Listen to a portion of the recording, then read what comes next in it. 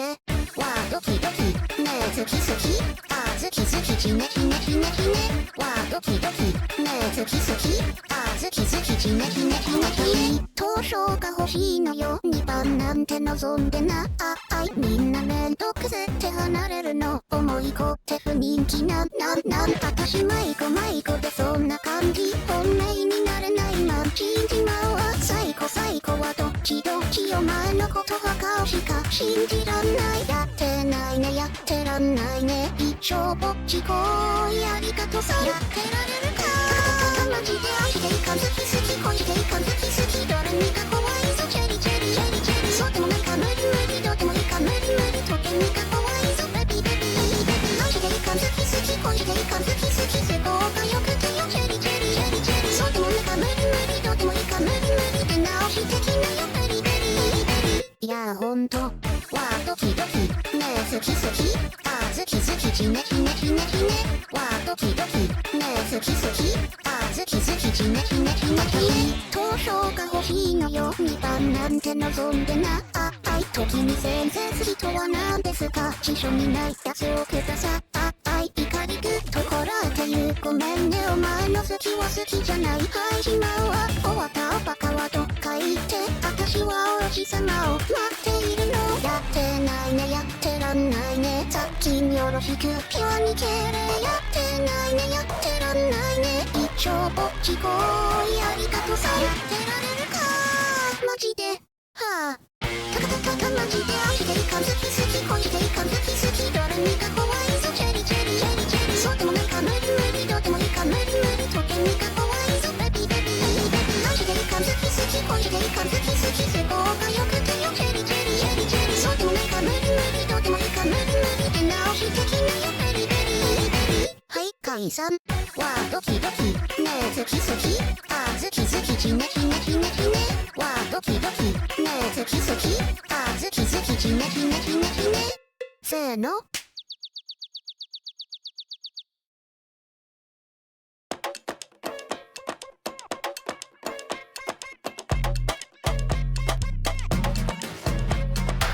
Tick tock, let's float. Don't you getting close? The key that you gon' need more. You chasing boats, time too fast, stay afloat. A synthetic dose. Step back, with a damn bow. Do the talking now. See you in slow mo. I'm the vtMILKY queen. Hey, step, base clip, fly. Blind maze, one chase outside. You're too slow, far too late. Now you're just catching small shot. Eyes on kids, so no leash, no chain. That's all you got. 捕まってみてよ Anyone, anyone, anyone, anyone, anyone, know but I gotta go, yo Anyone, anyone, anyone, anyone, know why I move so Anyone, anyone, anyone, say my name but the signal says no Anyone, anyone, anyone, when we're dead and I'm gone like smoke Easy now, don't rush Look once, not around Step right, move out, move right, don't stick around Try once, go up, catch more, you're done. Low like neon glow, you blink high, shift one step too close. Oops, there she slipped, play nice, stay cool, don't press your luck, you reach a slide. Spinning deep in your dream, like a thrill on the beat. Got you dancing out a sing, looking down at your feet. Red trace, dead space, clip, try, blind maze, one chase outside. You're too slow, far too late, now you're just catching small shot. Eyes in kids. No leash, no chain. That's all you got. 捕まってみてよ Anyone, anyone, anyone, anyone, anyone, know but I gotta go. Anyone, anyone, anyone, anyone, know why I move so. Anyone, anyone, anyone, say my name but the signal says no. Anyone, anyone, anyone, when we're dead and I'm gone like smoke.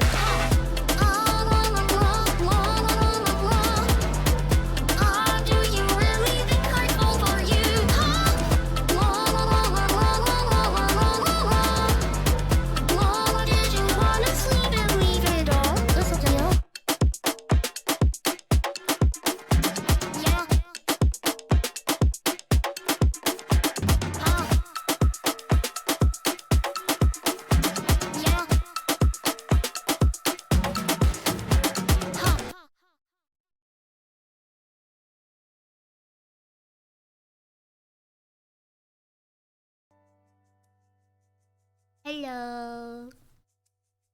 Hi. Hi. Hi. Hello. Hi Yuvik. Hi Lydia. Hi Kat. Hi Winter. Hi Lane. Welcome in. I wanna be spooky today. I wanna watch... Hi Moonlighter. Yeah, I wanna watch spooky videos that you guys send me to try and scare me.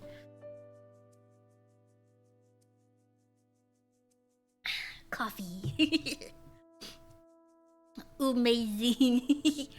I should...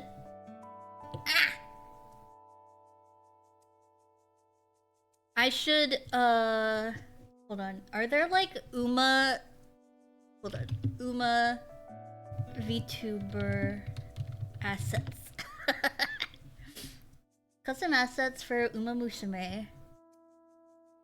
Scary Chris.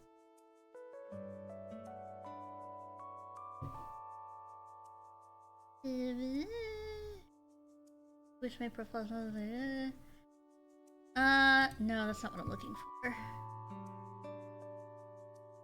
I'm looking for ears and a tail. Live 2D prop Uma Musume ears. Live 2D item reactive horse ears. That costs money. Started watching a horse VTuber, so now my feed is full of the horse game. Who's the horse VTuber?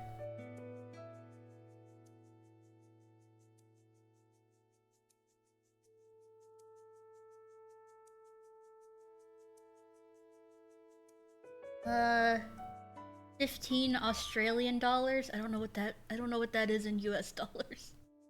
How do these work? I want to see a video of these. Made them so small.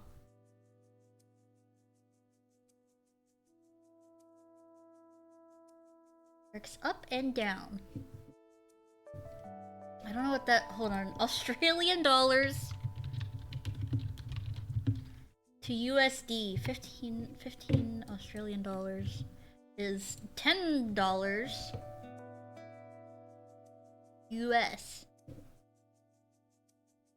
World is mine. Okay, wait, hold on a second. World is mine, but it gets more verbose.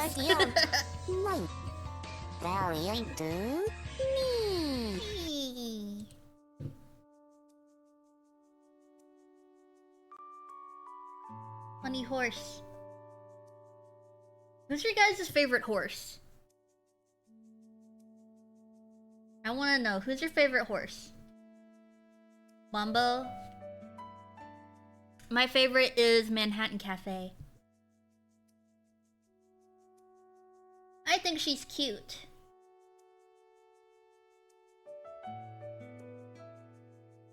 You were a horse ear asset. Bakshin, bakshin, bakshin!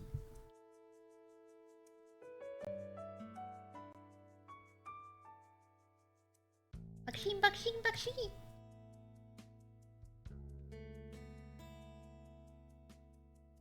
Bakshin, shin! Uma horse? Yeah. They tachyon based on what I know and how much our indomitable wills match. Yeah! Oh, thank you for the follow. Hello. Is that Animal Crossing music? Yes. I looked up... I honestly just looked up Animal Crossing summer music. For summer. I like the horse named Europe Express. I don't know that one. Hold on.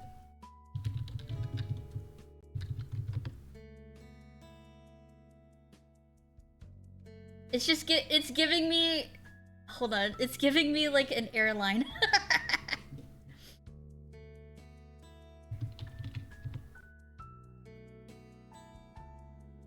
Were you joking? Were you joking with Europe Express?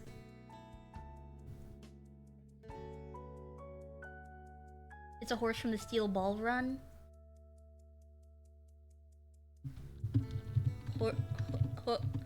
Horse! God, how many times can I spell horse?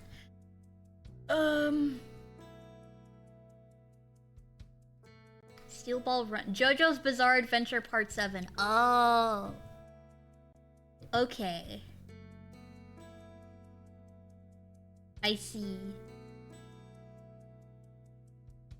I don't know anything about JoJo. Europe Express. Why do I have to be verified to go into the JoJo wiki?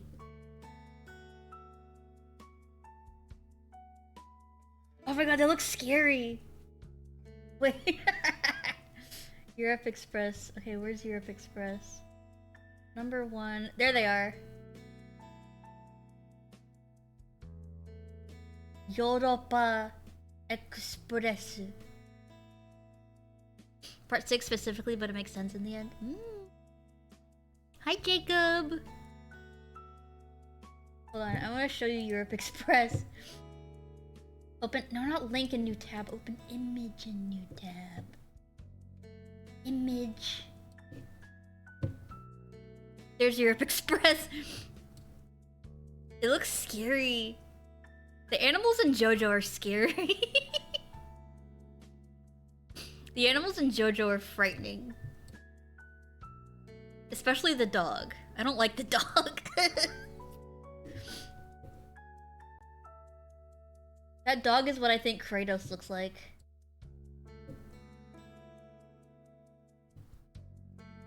He just has a very human face. Human head like Iggy. Yeah, is that the dog's name, Iggy? Yeah. He's got human hands too. I don't like it. I don't like it. Ew. Likely not be available much, but I'll try and leave my stream open for viewership. Oh, thank you. Thank you for saying hi, though. He's got a human head and human hands. I don't like it. He used to look like a normal dog. And then he, like, got a human face. Which is really weird. I don't know why that happened. Look, this is what he used to look like. He looked like just a regular dog. A normal ass dog, and then he like got a human face and human hands. It's like a creepypasta of the dog head and the human head. Ew. Ew. Yeah, let me open some of the... Can I close this Game Grumps tab? I kind of want to keep it open so I can keep watching it. I have a Game Grumps tab open that I watch before stream.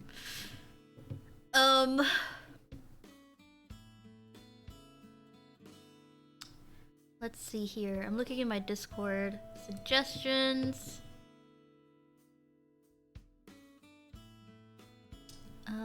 Okay. Is bizarre. Oh shit.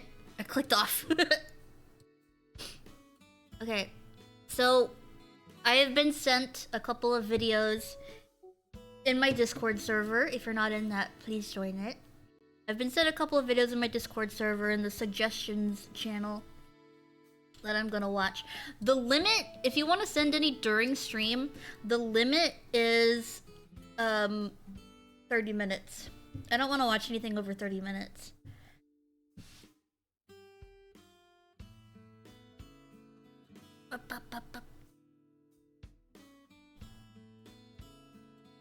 My hair is in my face. I don't know what's wrong with my hair right now.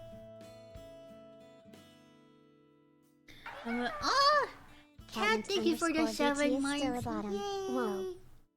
Whoa. Yippee! So this is the first one. I think I'm gonna put it in a new window. Yeah, that sounds like a good idea. Anybody here have cosmophobia?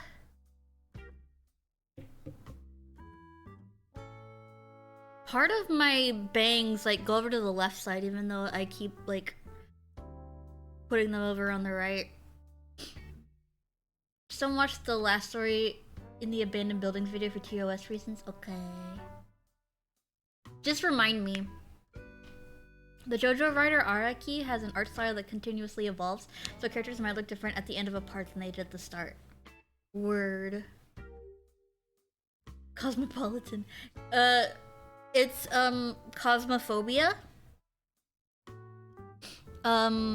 It's the fear of space.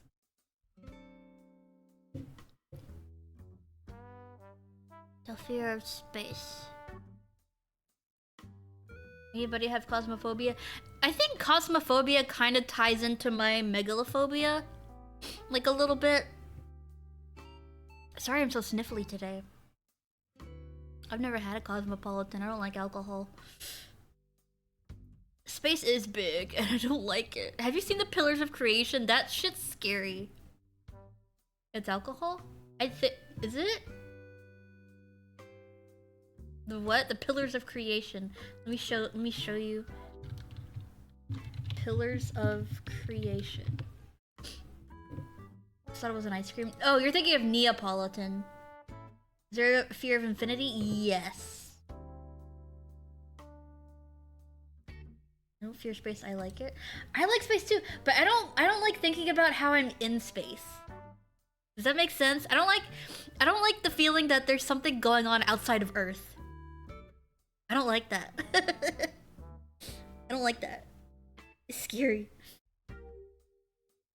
Yeah, let me get a good picture of the Pillars of Creation. Here's a good one. It's a little small, but this is the Pillars of Creation. I think the Milky Way galaxy is in there somewhere. These are the Pillars of Creation. Yeah, it looks like a big old hand and it's scary looking. Where? Okay, wait. Oh, no, it's in the Eagle Nebula. Okay.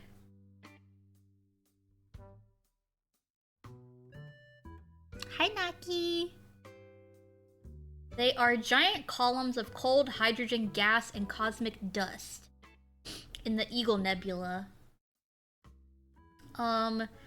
Every one of those little, like, fingers are 4 to 5 light years in length.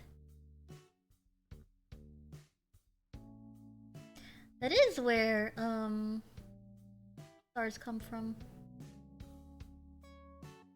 Yeah. They're really big. And they're really scary. It's in the heart of the Eagle Nebula. In the constellation Serpens.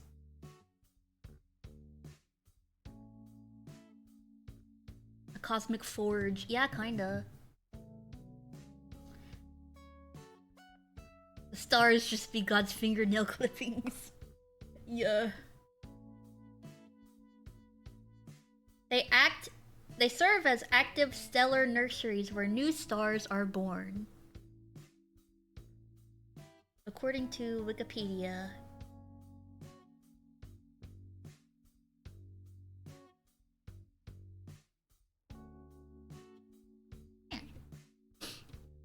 You know, it's kind of fucked up. Imagine you could grab one of these celestial objects and move it like you move normal objects. And they just explode or something because you just moved that at like 12 million times light speed or something. I don't like that. It's scary. That's God's finger. I don't like it. But yeah, cosmophobia, I'm not... Maybe I do have cosmophobia. I don't know. Let me set this up real fast though.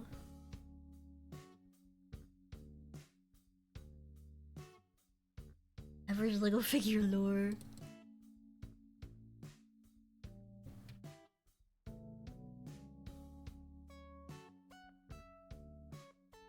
Average VTuber lore. Sorry, I'm moving something. I'm moving my dono goal over to the left. Computer can't handle the rendering.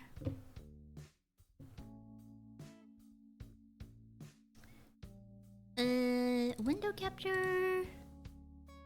Horror of deep space.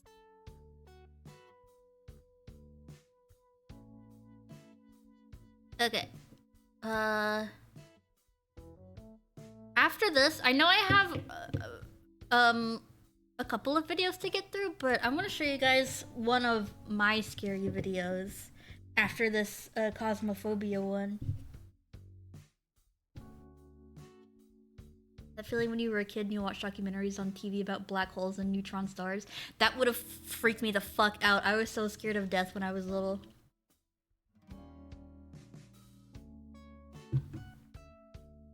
I need like a cup holder or something. Or like a coaster. Because my coffee is making little rings on my desk. It's fine. There's a 1-to-1 recreation of our solar system in Gmod that requires a 40-90 to run and teleportation commands to get around. Oh my god. That's scary. I don't like that. What the fuck? What's WTF?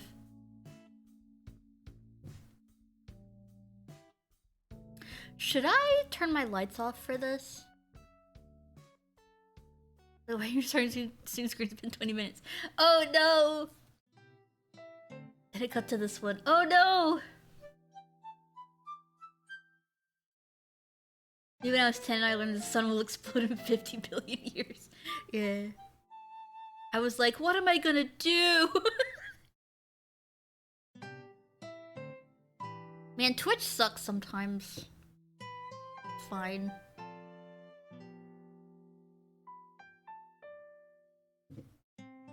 So this is the first one that we're gonna watch. Crazy. Whoops. Sorry, shut up, Aaron. Me when the Digital Circus finale. 10-year-olds entering their nihilism arc. Yeah, that was me. Yeah, turn the lights off? Hell yeah, okay. We do that real fast. Tip. Oh, I did it wrong. There we go.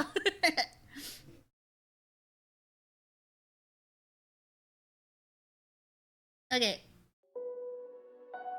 Beautiful horror of deep space. If the world was ending, and you could save only 116 images as the final record of planet Earth, what kind of moments would you preserve? They would all be of Hatsune Miku. This is an actual question NASA faced in 1977, when they decided to attach to the Voyager spacecraft's golden records encoded with a selection of photos intended to immortalize life on our fragile planet. And when I look at these pictures, which have now left our solar system and are hurtling out into the cosmic dark, I can't Oh, are get these out the of my pictures that they sent out into space?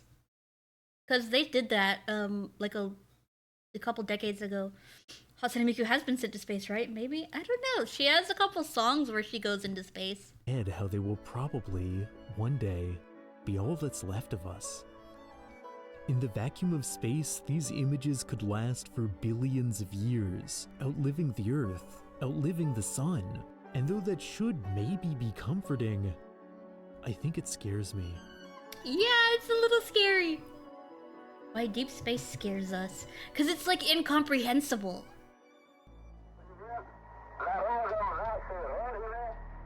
Well, a couple of songs that I can think of. Existential dread. Let me turn on the subtitles. Early astronaut programs were haunted by concerns so you guys of space can actually madness. tell what's going The on theory over that me humans would be yapping. mentally and spiritually broken Megastructures, by yeah. entering the celestial abyss.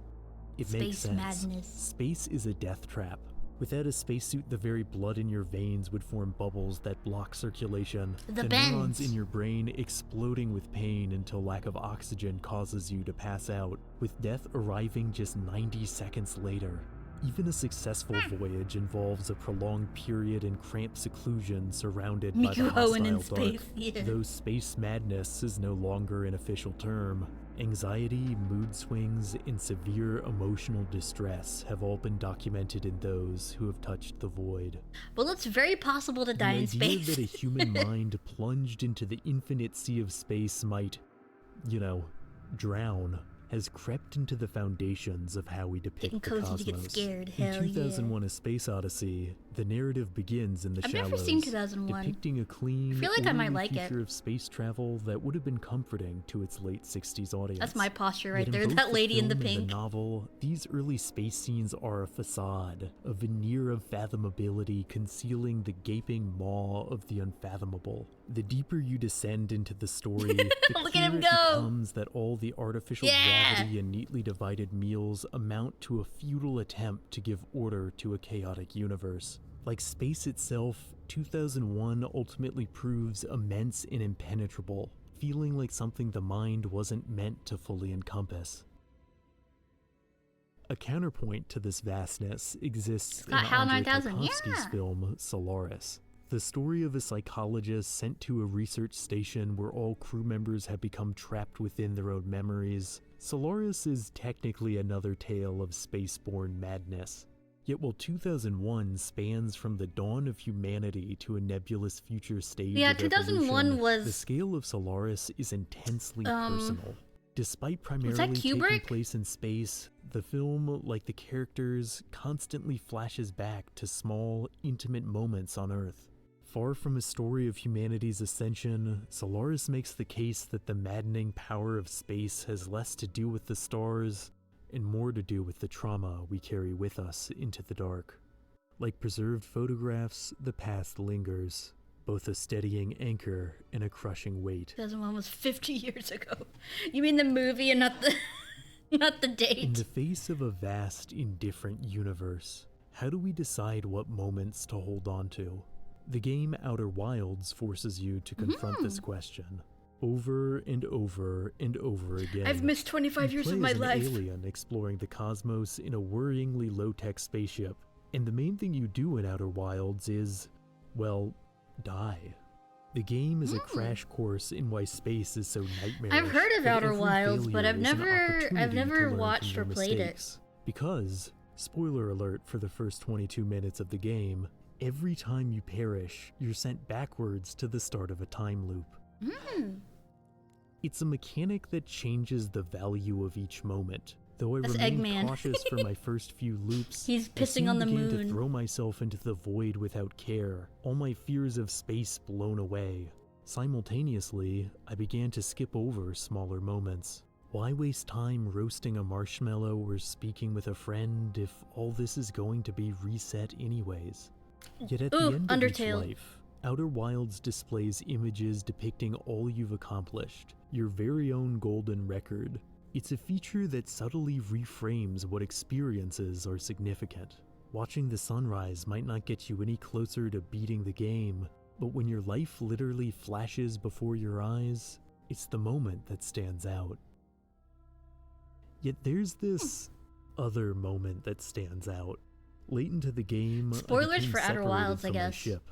I wasn't too nervous at first. I knew I could definitely catch up with, oh wow, that's really moving. Caught in the gravity of a planet, my ship faded further and further out of view.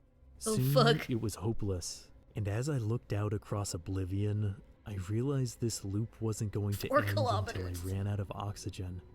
And though I knew I'd wake back up where I started, the thought of drifting until then, waiting for my inevitable demise, made me feel, well, it reminded me of a historical fragment Oh, I'd learned long no. ago.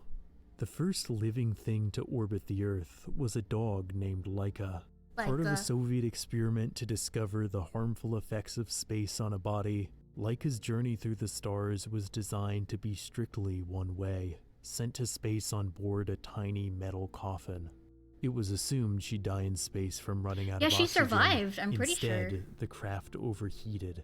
The last No. words she likely ever heard was a biologist saying, Maybe I'm thinking "Please of one of the forgive us." monkeys. My ill-fated drift through the cosmos didn't end when I ran out of oxygen. I'm thinking of one either. of the monkeys. Instead, my body slowly fell into the sun, the voyage concluding in premature Whee! flames. Of course, unlike Laika, my journey then continued. Whenever I turn although 65, the I just wanna unsettling jump into a experience volcano. Stayed with me.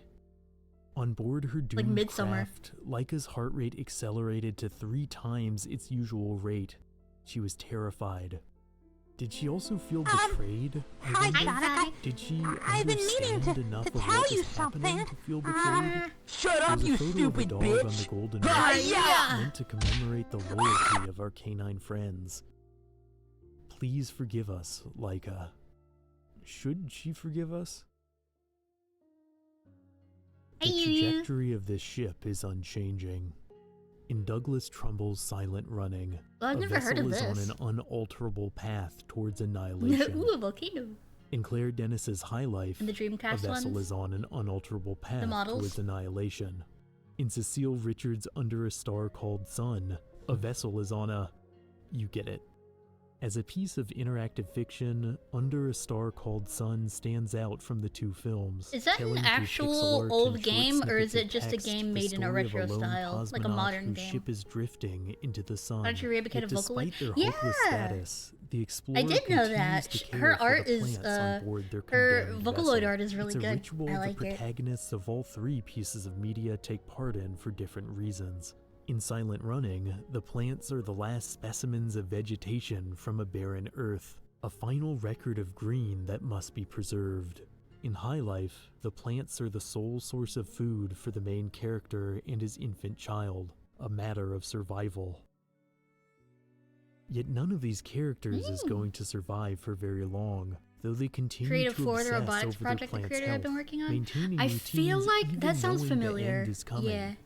I check on the plants in the greenhouse. I check for bugs. I check the moisture of the soil. I check the dust on the leaves, and when no one is around, I hum to them. Like the crew in Solaris, the astronaut in A Star Called Sun is trapped in their memories, the ship's interior sometimes distorting into a street corner from their past. Memories invade the film High Life with similar abruptness. Vignettes from the main character's A Star childhood Called coming Sun, and going huh? without context. It seems reflective of how the protagonist's child only knows Earth from fragmented images on the ship's corrupted hard drive.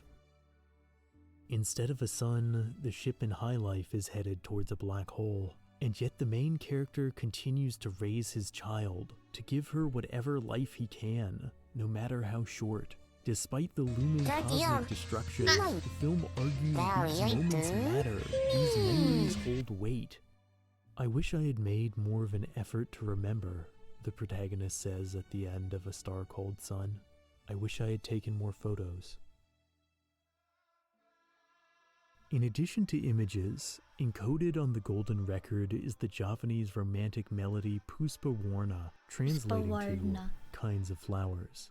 I think there's something inspiring about this song traveling on in defiance of the cosmos, billions of kilometers from the nearest flower. There's also something profoundly unsettling about it, because on an interstellar scale, Voyager 1 has gotten nowhere. Even the closest star is trillions of miles further away.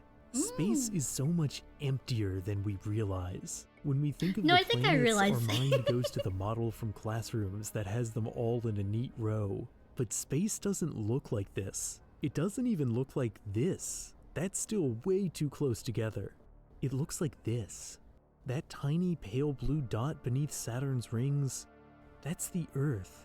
And everything in space like the is blue. constantly moving, hurtling through the dark at breakneck speeds. We like to think of that darkness as something loud, something that ships can audibly whoosh through.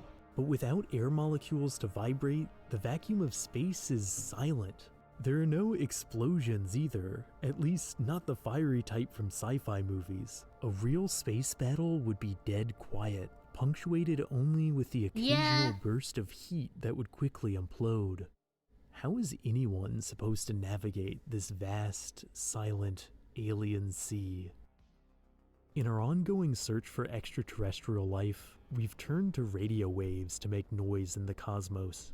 Some of these signals have traveled as far out as 300 Yeah, I'm feeling pretty trillion eepy baby mode right now. kilometers. Want to see that on a map? Here it is. Sorry, I'll zoom in. Maybe once more. There, that's the area our messages have reached. It's another pale blue dot. And it's probably an Shit. exaggeration because most of our signals, which are primarily a jumble of old TV and radio dramas, likely fall apart after that many light years, the memories blurring into meaningless static. In the game The Anglerfish Project, it is your job to Anglerfish sort through the Project. static. You play Ooh, as I an wonder if old he's gonna man talk about working for a Voices of the mysterious Void. company in the far reaches of space, using a probe the attached to fuck? an actual fishing pole to catch and document wayward signals from Earth. That's pretty Most cool. are a I like jumble that. of nonsense. Most humane old food ever. Tastes like advertisements and chicken, but has no chicken. PSAs. But sometimes you'll reel in a love letter or a fragment of history. It's a lonely, isolating experience that encourages you to reflect on the types of messages we've blasted into the void. It made me wonder what an alien intelligence would even make of our detritus. They'd Beyond think being Earth is, time like, dirty. capsules, the golden records are also designed to be messages informing aliens of our planet. After all, the Voyager I mean, probes it's won't made of dissipate dirt, so like it's radio dirty, but- waves, though they're much slower. You know what I mean? If by some miracle an alien found and decoded the record, they'd discover along with images and music, sounds of Earth, Goddamn. including Right. chimpanzee noises. Me. I'm not entirely sure an alien would understand the intent behind that one. I'm not entirely sure I do. But what if, right? What Dirty if these orb. records made contact? What if extraterrestrials understood Automod their got that, I'm contents sorry. and traced the craft back to Earth? If I'm Automod. being honest, the scariest moment of the Outer Wilds probably wasn't that time I fell into the sun. but Yeah, it when was I blocked. descended into It got a blocked by fog in the Automod. center of a planet and saw... Are those stars? They were, in fact, the lights of giant alien anglerfish. And unfortunately, they noticed me. Ew! Maybe we don't want aliens to hear us. The Dark Thanks Forest for his hypothesis. The is Dark Forest theory hypothesis, that I've heard of beyond this. space and Mercury! What was that noise my throat just made? Thank you for the 72 months.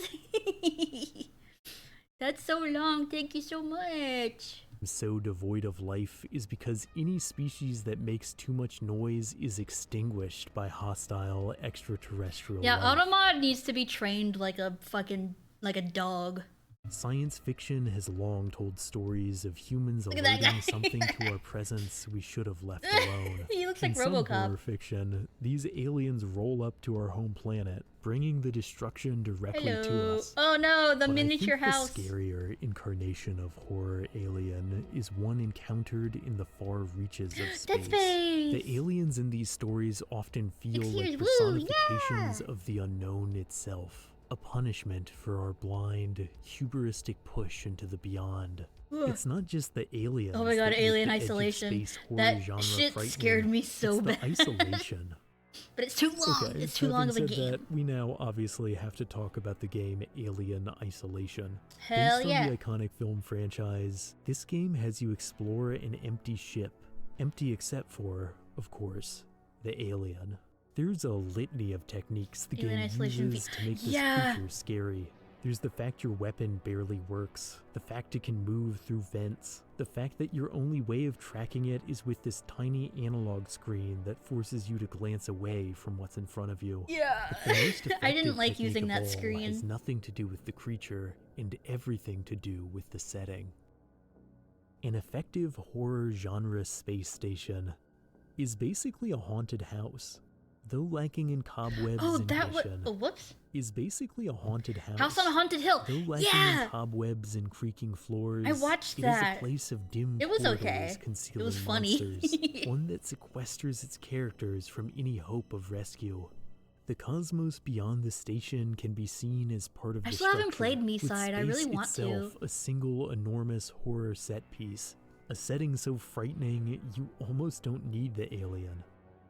Is a space filled with hostile life scarier than a space that's empty? Arthur C. Clarke, author of 2001: A Space Odyssey, famously stated, I think one "Two that's empty is possibilities exist. scarier. Either we are alone in the universe, or we are not. Yeah. Both are equally terrifying. No, I think the empty one is a Here little on more Earth, terrifying. We are perhaps the most sheltered children of the universe. Solar wind Mod from just our be sun Uma shields characters. us from interstellar radiation, creating an island of safety in the roiling cosmic ocean. Jupiter defends Earth from asteroids like a protective older sibling with its gravitational pull. Earth's magnetic field extends tens of thousands of kilometers into space, safeguarding the surface from deadly charged particles. Mars and Venus didn't get magnetospheres at all. It's difficult to convey just how inhospitable the other planets in our solar system are. Yeah. Jupiter's great red spot, that little dot on the planet's surface, is a storm larger than the Earth itself. If you were to descend into this maelstrom, You're gonna only get temperatures sniped by would people rise going to over 500 miles per hour. 1,300 degrees Celsius, around 2,400 degrees Fahrenheit. Not Where even space the used to have cracked, life, but it's all yellowing dead surface now. of Whoa, Venus, that's scary otherwise the too. hottest planet in our solar system, gets that scorching. On the opposite side of the spectrum, Uranus. the outer ice giants, Uranus and Neptune, spin so far from the warmth of the sun their atmospheres regularly fall I love Uranus. hundreds of It's so degrees below quirky. freezing. It's sideways. Beyond our solar system, there are likely billions of exoplanets in our galaxy alone, although we've only managed to spot around 5,000. But given the sheer number of potential Earth-like worlds, it seems that there has to be some other form of life out there. I think But that maybe that's a privileged Earthling perspective. Uranus gets a little It seems quirky like at other night. beings must exist because, What killed all well, that life and will it we find us exist. next? But Ugh. until we know more about the origin of life, it's challenging to calculate just how lucky we are to be here. Yeah, that was me. Because we've had it so relatively easy, space hasn't always been a source of fear. In the past, some cultures assumed it was a flat backdrop, a shallow dome of tiny lights surrounding a globe that sits in the center of the universe. Even as our understanding grew and the scale of the solar system What the became fuck's more going and on on more the right apparent, side of the many screen? assumed we'd find What is other happening? habitable worlds right next door. In the A late trip to the 19th moon, and 19 early 20th century, the idea that Mars or the moon might be full of undiscovered life didn't seem so far-fetched. When your only frame of reference is the lushness of Earth, space seems like it would be jam-packed with extraterrestrials. Though once a distant dream, space travel was also once portrayed more flippantly. The moon face. In Jules Verne's 19th century That novel was- From that Earth was to the Moon, fucking the lead characters make it to the moon Majora's by Mask. shooting their vessel out of a giant cannon, because why not? It was difficult to imagine the true nature of space. A place where, without gravity, your bones rapidly lose density. Seeing A that place where the earlier? lack What do you of days mean? and nights create insomnia. A place of silent, inhospitable Hi, Jay. lifelessness. Hello. Perhaps the closest thing to true space madness manifested during the 1976 Soviet mission Soyuz 21. The operation was supposed to be routine, involving a 60-day stay on board the Salyut 5 space station. But just a few weeks in, the crew claimed a maddening odor had filled the cabin. A Someone in smell here so stinks. toxic and persistent the operation had to be called off. Yet allegedly, upon the reserve crew's arrival, no unusual smell or fume leakage was detected. Oh. The scent was likely an intense Someone delusion, farted. a nightmare born I was from playing the a Fallout New Vegas claustrophobic DLC and some of the conditions robots had mixed that with the psychological on their face terror screen, of but the I erased cosmic it so you can see vastness. it. That's scary. Perhaps it's better to remain on the ground. But even in Earth's protective embrace, parasites we are in that not ice or something? completely Yeah. safe from the cosmos.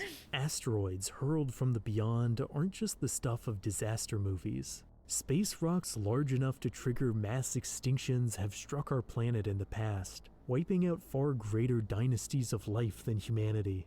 Even with Jupiter looking out for us, the Earth has close calls all the time. And even if we aren't on an eventual collision course with an apocalyptic asteroid, we are on a collision course with the Sun. A few billion years from now, our Sun will become a red giant, Oh, and yeah. in all likelihood swallow the Earth. Yeah, And yeah, even yeah, if yeah. we don't end in fire, the Sun, like all stars in the universe, is eventually going to die. In 1816, many people became terrified that the Sun's death was imminent. Telescopes discovered massive sunspots growing like mold upon the solar surface, and temperatures began to drop. This event, called the Year Without Summer, saw then unprecedented snowfall in the northern hemisphere. In the resulting chaos, the somewhat infamous Lord Byron was inspired to craft an apocalyptic eulogy simply titled Darkness. I had a dream, which was not all a dream. The bright sun was extinguished, and the stars did wander darkling in the eternal space, rayless and pathless, and the icy earth swung blind and blackening in the moonless air. Of course, the sun did not go out in 1816. The sunspots actually had nothing to do with the falling temperatures. The winter's true origin was the eruption of the Mount Tambora stratovolcano in the Pacific, which blanketed the globe in volcanic gas. Damn, Though okay. the shroud eventually lifted, I see it as a reminder of how fragile Earth's atmosphere is, of how little change it would take to make our planet just another barren rock. Perhaps Oh yeah, volcano! Let me is jump the into true that thing. most frightening aspect of the cosmos. Sun molding like a grocery Even store our galaxy won't Yeah, endure mold forever. on the sun In seems like a roughly cool 4.5 like billion idea for a years, horror the short Milky or Way something. will collide with the Andromeda Galaxy, the galactic fender Ice in bender general. flinging Do you untold think we stars could- out into the void. We could probably like If get on a nothing comet lasts, if everything in the universe, and ourselves steal the included, ice from the is comet. on an unchangeable arc towards annihilation, comets are just why ice. try to preserve anything at all? and like What nitrogen. meaning could a single image, a memory, a life possibly have? Maybe permanence Tardigrades isn't can what gives survive in something space. value. Yes, every plant is going to wilt, every radio signal is going to decay, every marshmallow is going to burn or be digested. On a cosmic scale, the golden record probably isn't going to get very far. So what? On a personal level, things that have been lost still matter. Moments still linger. The night sky can still move us, even with the knowledge that one day every light will go Just out. be a and there species will of be no mold one that left grows to on witness the stars. darkness. That's fucking The scary. I trajectory of like this that. ship That's a is cool unchanging. idea. I'm still going to water the plants. And hey, as always, thank you for watching. If Good you video. enjoyed this video and want to support the channel, Get out of full screen. Did my thing just freeze? I think my Chrome just froze. Hello.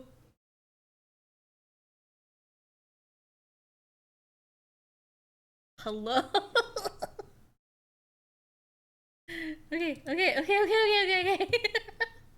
Chill out. But good job, Curious Archive. That was a good video. Okay, let's see.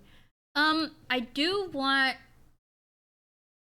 I think the real horror is Zach D films and their random bullcrap. Who is that?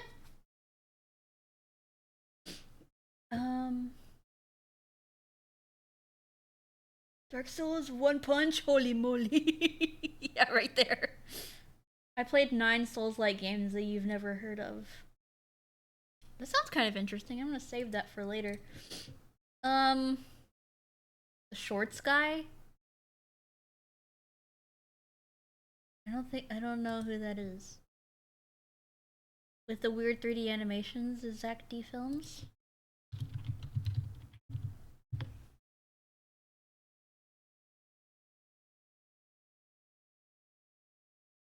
What? Who the fuck is this? I've never heard of this man.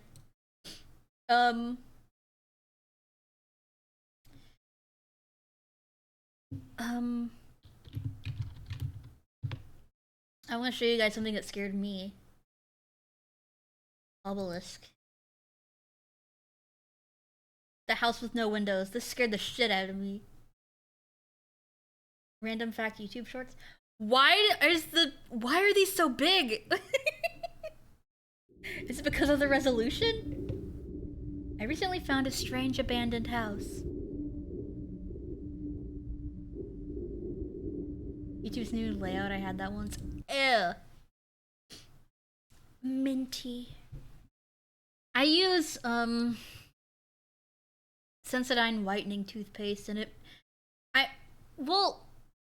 it does help a little bit with my sensitivity with my teeth, but my tooth sensitivity actually went away when I got my wisdom teeth taken out.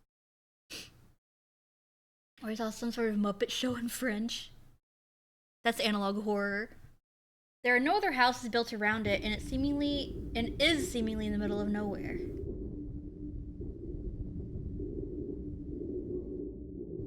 Big ass side video. Look, it has no doors or windows. There are no obvious ways inside. Look like they're in like the Scottish countryside. What is going on? I ended up finding a flat piece of wood that appeared to be hiding something. You put a baby's head in a cube. Could their head grow to the shape of a cube like a watermelon? I wish that happened to me. I could be Steve Minecraft.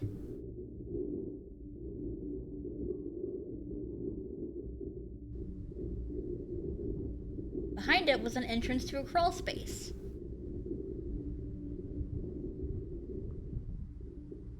What secret is this house hiding?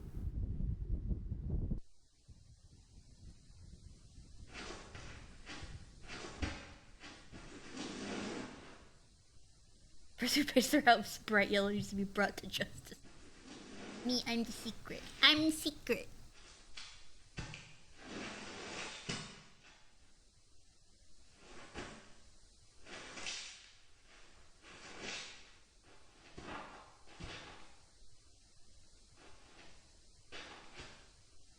They're game dev, yeah. They put yellow paint everywhere. I mean, I'm one of those people that appreciates the yellow paint because I'm stupid. And I need the yellow paint. Or I won't know where to go. Like how I got lost a couple times in Half-Life 2.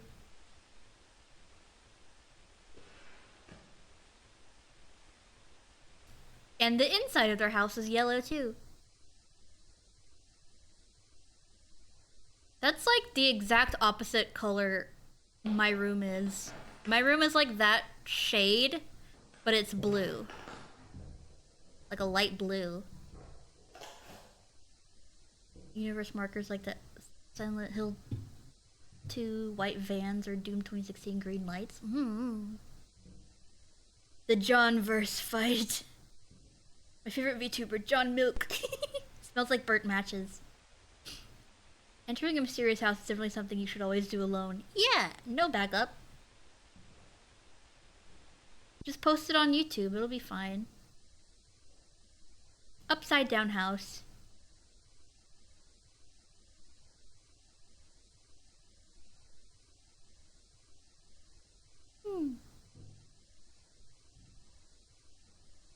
Do it for the content. The outlet is not upside down, and neither is the ceiling light. Ugh.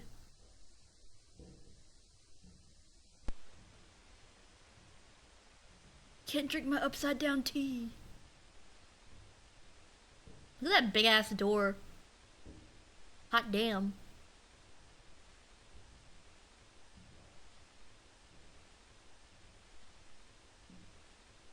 Backwoods.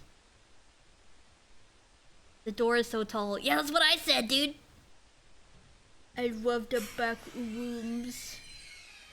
The House of John Backroom.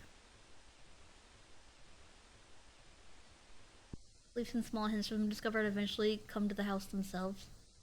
Oh. Some of the lights are on. This is giving me vibes of like my house walkthrough. Did I see something? Or is that my shadow on the That was probably my shadow on my screen. I don't know what that was. Like I can see a little bit of my head on my computer screen. Cause they're like non-glare. So I can see the shadow of my head. Oh yeah!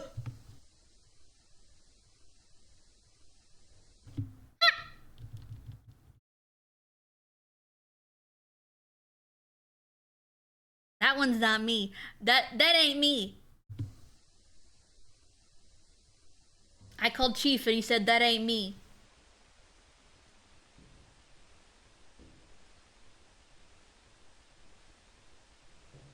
Looking for Pop-Tarts. Dude, I've discovered...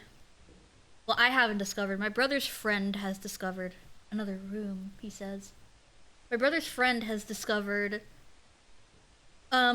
these little, like, rice cakes with chocolate drizzled on them. And they're so fucking good. They're called Drizzlicious. They're so good. I eat like a bowl full. And they're only like 90 calories per 21 pieces. They're so good. What kind of person sees the head peek around the corner and not just run like hell out of there? God. Still God. Be still. Something God. Be still and know that I am God. Okay. They're bite-sized. Yeah, they're like little, small. They're like the size of like a quarter.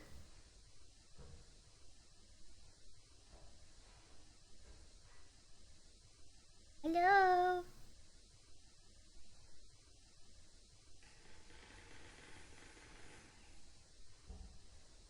Itty bitty. Yeah, they're good though. Give me them now. More hallways.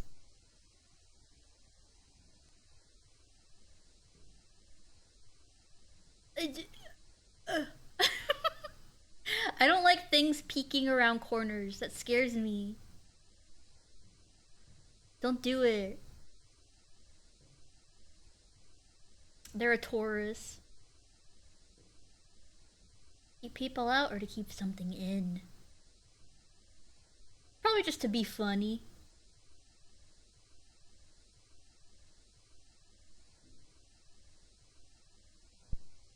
Build a house to be funny. The stairs go nowhere. Great!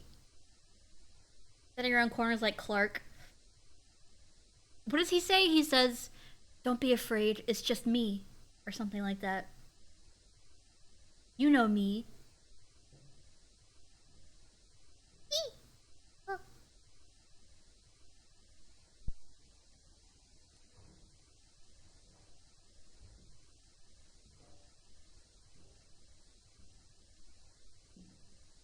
I need to watch the Backrooms movie again. Is it streaming anywhere yet? Jonathan Backroom Johnson. Johnny Backrooms.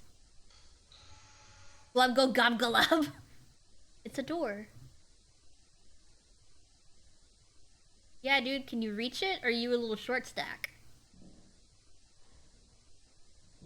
Grab one of the upside down chairs. Stand on top of it. Too high up to reach.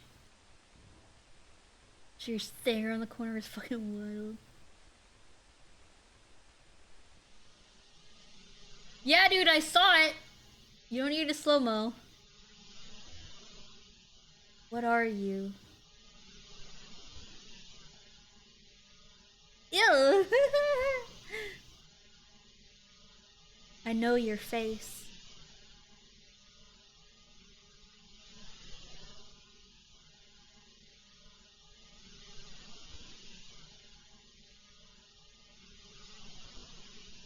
So that was one of the obelisk episodes. What? Why do you keep us here? It says, oh, it started playing automatically. Hold on.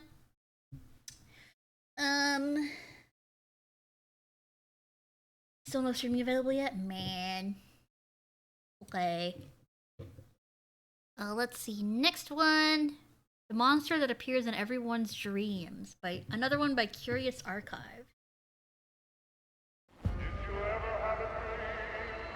I want to tell you about a monster. I wonder if I've ever seen you've him. met before, even if you don't remember the encounter. The Hat but Man? I'm betting you've had a bad dream. Imagine a shape lurking in the night. I'm gonna go to sleep. Good night, Winter. Thank you for coming. I appreciate it. I'm calling the post-credits video will be on YouTube. Okay. Night night. Most of us have, and there are patterns in the dark. Nightmare Paralysis. You see him over people's shoulders. Though it's difficult to Babadook. identify repeating figures in the hazy world of dreams, there is evidence that humans have been observing similar shadows. I've been having like a lot more visual hallucinations when I first wake up for some reason. I don't know why. Centuries. That across our collective nightmares lurk certain reoccurring phantoms. Oh, I'd like to believe Little there's Nightmares a too. reasonable explanation. I'm Dream not monsters entirely milky on you. convinced. Eating Mars. We can't begin until we've said hello to the Hat Man, of course. Yeah, the Hat You might Man. have seen images of this silhouette Hat Man, online, Hat a Man, shadowy Hat figure Man. with a snazzy head accessory. Most claim they've glimpsed him during sleep paralysis, a well-documented condition where the body shuts down and the brain perceives vivid, monstrous shapes. But this figure is USA, only the most USA. recent specter that's been haunting multiple minds. Eerily similar accounts of dream visitors stretch back thousands of years. We have an ad break coming up in 1 minute. Hi, I run 3-minute ads every hour on my channel so that I can disable pre-roll ads. So if you are not subscribed to me or if you don't have Twitch Turbo, please stick around for the 3 minutes. I very much appreciate it. Thank you. And across different cultures. These so-called shadow people, they definitely get Have around. you guys heard of what is it called? Sudden nocturnal death syndrome or something? It's like weirdly common in Southeast Asia where people just die in their sleep for like no reason. Should probably head out as well. I already made a poor choice for watching the windowless house even though it's 3 a.m. and I'm in an empty house. Well, I hope I didn't scare you too bad, Lane. Thank you for coming and saying hi, though. I know that video's fucking scary, right? The question is, what does that mean? Trying to figure out what's happening here Out. not helped by the fact that the I like his science of Canadian dreaming accent. feels borderline mystical. We know that we dream. We know our most vivid dreamscapes come to us during rapid eye movement, or REM sleep, during which our muscles freeze, our eyes spin like crazy, our brainwaves spike, but we don't know why or You get ads to actually show. Tried. I set them for 3 minutes every hour. brains do any of this. It probably has something to do with memory encoding. You have to increase the ad time first, I think, in order for it to let you schedule them every hour. And maybe processing fear and other strong emotions, but why would the brain render places or shadows that confuse and frighten us, even to the point of interrupting sleep? The silhouettes of sleep paralysis appear intrinsically linked to REM sleep, the brain immobilizing you and firing up the nightmare engine while failing to properly shut off your wakefulness. It's possible you're in effect With my seeing hallucinations things that are I see supposed whenever to I be first locked wake up, deep within. I just stare at them until I fully wake up. I don't know why that's been happening to me recently. Maybe it's just because I have midnight snacks relatively often. The unconscious realm. But that hardly explains why similar shadowy figures are actually showing kinda- up yeah, in yeah. disconnected people's dreams. Human nightmares seem to follow patterns, disparate individuals being haunted most by recent one similar was specters 3 of fear, eyes. which suggests, You need vitamins. well, Yeah. it could suggest a range Vitamins. of things. Yet it's difficult to definitively answer any questions about a realm something we stress can't related? I don't access. know. That's precisely why we've been trying to access it. Multiple studies have made early progress reconstructing what our brains actually see when processing an image. Experiments that may one day allow us to gaze into our dreams and finally peek behind the veil of nightmares. Imagery pulled from the mind looks hazy, dreamlike, almost AI generated, despite many of these experiments predating modern AI. One of the major takeaways from such tests is just how effective the brain is at finding patterns. Our visual centers seem to be Head pat constantly visual working hallucinations. overtime. I would to rather categorize not head stimuli, pat which 3 is likely floating why it eyes. often gets things wrong. Pareidolia, for example, Yeah, is the pareidolia. surprisingly common phenomena of seeing patterns, typically faces, in unrelated imagery, which most of the time is harmless, funny, and even fundamental to many types of art mediums. But if you make things more obscure, if you dim the lights, pareidolia Yeah, I starts to had get unsettling. a hallucination Dark when I woke up. shadows throw off human pattern recognizers. It was I was A staring shadow at my isn't bathroom door. It's like right behind me. I was staring at my bathroom door, and these 3 eyes, like there were 2 regular eyes side by side, and then on top of them was a 3rd eye. They were black, and they were just staring at me and like slowly getting closer. And I was just staring at them, and then I woke up. question, an implication. Well, I was already like quote unquote awake, but I fully woke up after I saw them. that can warp and change in an instant, going from something ordinary to something sinister. And if the mind doesn't know what to make of what it's seeing, it often defaults to a Hereditary threat, is even fucked going up. as far as to see dangers in the dark that aren't actually Bathroom there. doors. Then again, how can we be certain there's nothing I only have a there half bath up unless we here. take a I want to closer get a look? shower put in up here. There are so I can take a deeper, shower whenever more I want. revealing levels of darkness And we I don't must have to- explore to understand. Because I prefer doing things at night. And sometimes whenever I want to shower, everyone's already asleep. So I would like a shower up here. I would like to have a full bath up here. If you're here and Chad is here, who's flickering the lights? The figures we've glimpsed in the static. If the shadowy corners of our rooms at night can conjure hazy I do like Nick at Night, actually. silhouettes, true sensory deprivation I used to seems love to George summon Lopez. even more substantial phantoms. Experiments subjecting people to zero light environments show us that even in the uttermost Yeah. dark, the eyes perceive. When briefly exposed to the void, most subjects experience mirages, harmless swirls of light and color notably similar to hypnagogic hallucinations. Hypnagogic mysterious geometric hallucinations, patterns, yeah. Those are what I have, but they're when I'm waking up and not when I'm falling asleep.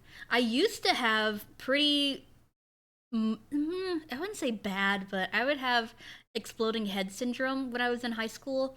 That's where when you're falling asleep, there's a hypnagogic hallucination where you just hear like a really loud sound. the brain generates before going to sleep, Double that pane around windows for the room? 80% of us Get will see at in the least once bathroom, have it open from the top for ventilations and not the bottom. in our lives, but prolonged exposure Donkey. produces far eerier visions. This is something the CIA discovered through the quite menacingly named Project X-38, a research initiative shrouded in secrecy that helped inspire numerous works of popular horror sci-fi. Project X-38 found that with enough time in the void, people started seeing other things. Floating objects, crying babies, and indeed, the silhouettes of shadowy people. While nobody saw the Hat Man, I'll be open for my cousin's first birthday party. Yay! Very spooky, I'll tell you. Good night, cat. Thank you for coming. I appreciate it. author Will Hunt writes in his book Underground that one person did see a man. A quote, second version of himself in the room. The patient Ew. then reportedly felt himself beginning to merge with his doppelganger until he was no longer sure if he was himself or this other entity. There is always something lurking in the dark, at least according to our own minds. Deprived of stimulus, of light to cast shadow, the brain nevertheless perceives specters. Darkness-induced visions, and the eerie figures that haunt them, are a downright Lovecraftian aspect of consciousness, a fact that's easier to visualize thanks to the Google Deep Dream experiments. Markedly different from modern AI, Deep Dream was a program essentially built to hallucinate, an algorithm doomed to Ew. find patterns in images that simply weren't there. They basically gave a computer pareidolia. For humans, looking at Deep Dream's output is often unsettling, as our own visual centers are fighting to make sense of a computer's half-formed nightmares. Footage of something as benign Ew. as a frog Oh, it's put a through frog. Deep Dream feels eldritch in a way few things I've seen truly are. And this is a technology whose structure is trying to mimic human visual and neural architecture, a mirror to our own imperfect nerves and neurons. So when the machine also begins dreaming of monsters, that tells us something. In an excellent video by Sarah Davis Baker on digital hallucinations, she talks about the Krungus, Pet a and they creature that screaming kept appearing frog. in early generations of AI image models, back when this technology My was thing still fell. quaint instead of horrifying for a different reason. Though the Krungus is in no way an The Krungus. established mythological creature, different models nevertheless continued to glimpse it in the static. In the digital darkness, the machine too What is the saw a Krungus? phantom.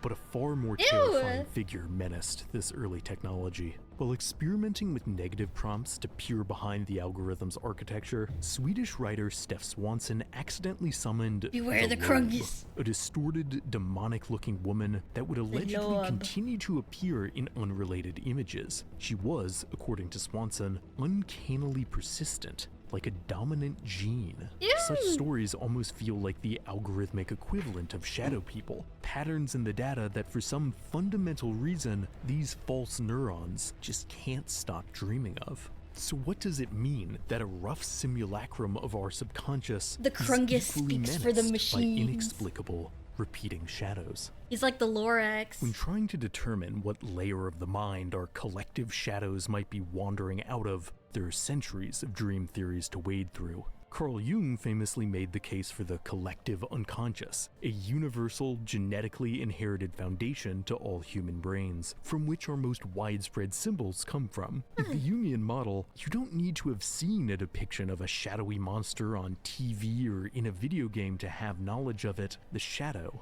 has always been there, lurking in your innermost Yeah, it's like how dreams. we all Everyone have, has glimpsed the shadow. Jung's model of collective archetypes is we all a have lot and difficult to substantiate. but it dreams of, doesn't like, have to be falling perfectly or accurate to have illuminating your teeth aspects. falling out. Most psychologists concur that dreams are heavily based in symbolism, and that our minds do rely on reoccurring mental archetypes. Rough maps of the connections among these symbols look an awful lot like the algorithmic architecture that powers programs like Deep Dream. Neural networks, whether born from flesh or hit the bell. wire, are Yeah, ultimately sometimes I have about falling patterns. dreams, And and somewhere within these my patterns, there clearly I dwells think I a have the falling dreams fundamental because instinct my legs for twitch. monsters. Looking at their prevalence across cultures, not the other way menacing around. figures are a near universal obsession of the human I have them mind, whenever I and sleep on my many of back. these shadows look quite similar. So Some I have sleep on even my side. theorized this widespread fixation is a kind of encoded survival strategy, that the underlying phantoms of our unconscious are essentially tools to help us rehearse for real threats. One of the most widespread nightmares is being chased by a menacing figure, I only can't sleep on my surpassed by back, I have falling, the falling and then dream. followed by a range of other common dangers. It's a tidy explanation that we are zombie hardwired to apocalypse. dream of particular I've read a couple shadows like that. to help us stay prepared. It also strikes me as insufficient. The specters that haunt the edges of our consciousness don't always feel instructional. They don't even always feel imagined. While older psych models hold that all denizens of a dream are just extensions of the dreamer's personality, that like NPCs in a video game, they are simple copy-paste subroutines of the mind, there's disquieting evidence Ooh, to the Local contrary. 58. Writing for Psychology Today, dream researcher Dr. Patrick McNamara states that beings in dreams can act in ways that are novel and alien to the dreamer, even displaying knowledge the dreamer has no conscious access to. If you're menaced by a figure in a nightmare, it doesn't have to be a figure you can Sometimes my understand, dreams are in nor indeed Japanese. even a figure you recognize. Though it's an oft-repeated myth that all faces seen in dreams are simply borrowed from faces seen in waking life, Harvard psych professor Ew, Deidre that's Barrett scary. found that the dreaming brain is not limited to replaying stored photographs. It is perfectly capable of generating novel faces. Recombining features, or I have a even generative inventing them AI in my outright. brain. It is perhaps Trying no to decode wonder it and why be there are so passes in many their sleep. stories Yeah, of demons literally. capable of entering the mind. The shadows of our subconscious rarely act like they're under our influence, rarely feel like they come from our memories, 58 or even again. that they exist for our benefit. They feel like rogue agents, interlopers, Interloper. invaders. So what if there was evidence that certain phantoms intruding on our dreamscapes were in Bois fact vert. not the product of Not our own bois minds, vert. but Bois trespassers vert. from elsewhere? This was the implication of the website thisman.org, Oh, which yeah, I claimed remember that that. hundreds of people worldwide had been visited by the same figure while dreaming, remember and this begged guy. anyone with Got eyebrows information on like the me. culprit to come forward. 100 reports became 1,000, and the illustrations that disconnected people reportedly made Ew, looked I don't like how. Wait, hold on. I don't like how this one is this one right here on the left. I don't like how this one is like perfectly mirrored. That's scary. rather similar. And he The has no idea Cupid's of bow. This man became so widespread, it likely inspired the Nicolas Cage film Dream scenario, also about a man who starts inexplicably appearing in people's dreams, and no doubt Cupid's putting bow? the Yeah, image that's of like this the thing man into in even more between people's heads. your nose and The your thing top lip. is, this man was an That little entirely dimple right there? fabricated hoax from marketer Andre Nutella, a total fiction, and yet with all the exposure, all the goofy fan art published online, there indeed probably are thousands of people, if not more, who have seen this someone man really in their dreams. tattooed And in that some man ways, on their it is arm? possible to create a figure that Babadook. invades the subconscious. I'm reminded of the virality of the Hat Man, who, regardless of one's opinions on its true origin, is an undeniably online monster. The subject of shorts and memes, mostly having to do with Benadryl. Like, people supposedly see him when they take Benadryl, it's a whole thing. But silliness aside, the I didn't online see the space Hat has Man a when I took genuine Benadryl. ability to transmit a figure, to spread a phantom into many more people's minds than any previously imagined network. It almost Maybe it's is for people that take a too much collective Benadryl unconscious. Maybe it something. shouldn't come as a surprise that algorithms trained on our internet data can't stop manifesting monsters. Neither can we. But then, how much is the prevalence of shadow people influenced by pop culture, and how much comes from something less explicable? It's difficult to say. Unlike this man, many reports of the Hat Man came from the pre-internet era, but it should be acknowledged that it's not like there weren't earlier mediums which might have spread similar iconography. The famous silhouette of horror villain Freddy Krueger from Nightmare on Elm Street, a figure who also invades Look at people's him run. dreams, by the by, does honestly look like the future Hat Man of Benadryl fame. And the idea of a menacing shadow in a hat is far older than 80s slasher films. Face-obscuring headwear has been happy. associated with phantoms and general skullduggery since like the Skullduggery. 19th century. More broadly, Hollywood has been linking shadows with danger since its inception, not just due to audiences' fear of the unknown, but also to hide shoddy early effects. I think we've been trained to associate silhouettes with monsters well beyond our natural instincts. Of course, larger shadow people G-Man legends should have a predate hat. That Hollywood. would make They him are more- foundational that would make him myths, more threatening. But these specters tend to vary more than some accounts might suggest, most being culturally specific. A devil, a ghost, a horse. While the folkloric specters that of like the the night Kelpie? definitely have a lot in common, they No, I don't aren't think Kelpies have anything exactly to do the with same dreams. worldwide. Even if there is a sort of innate, universal shadow that dwells in the human mind, the cultural imagery one is consumed definitely fills in the details.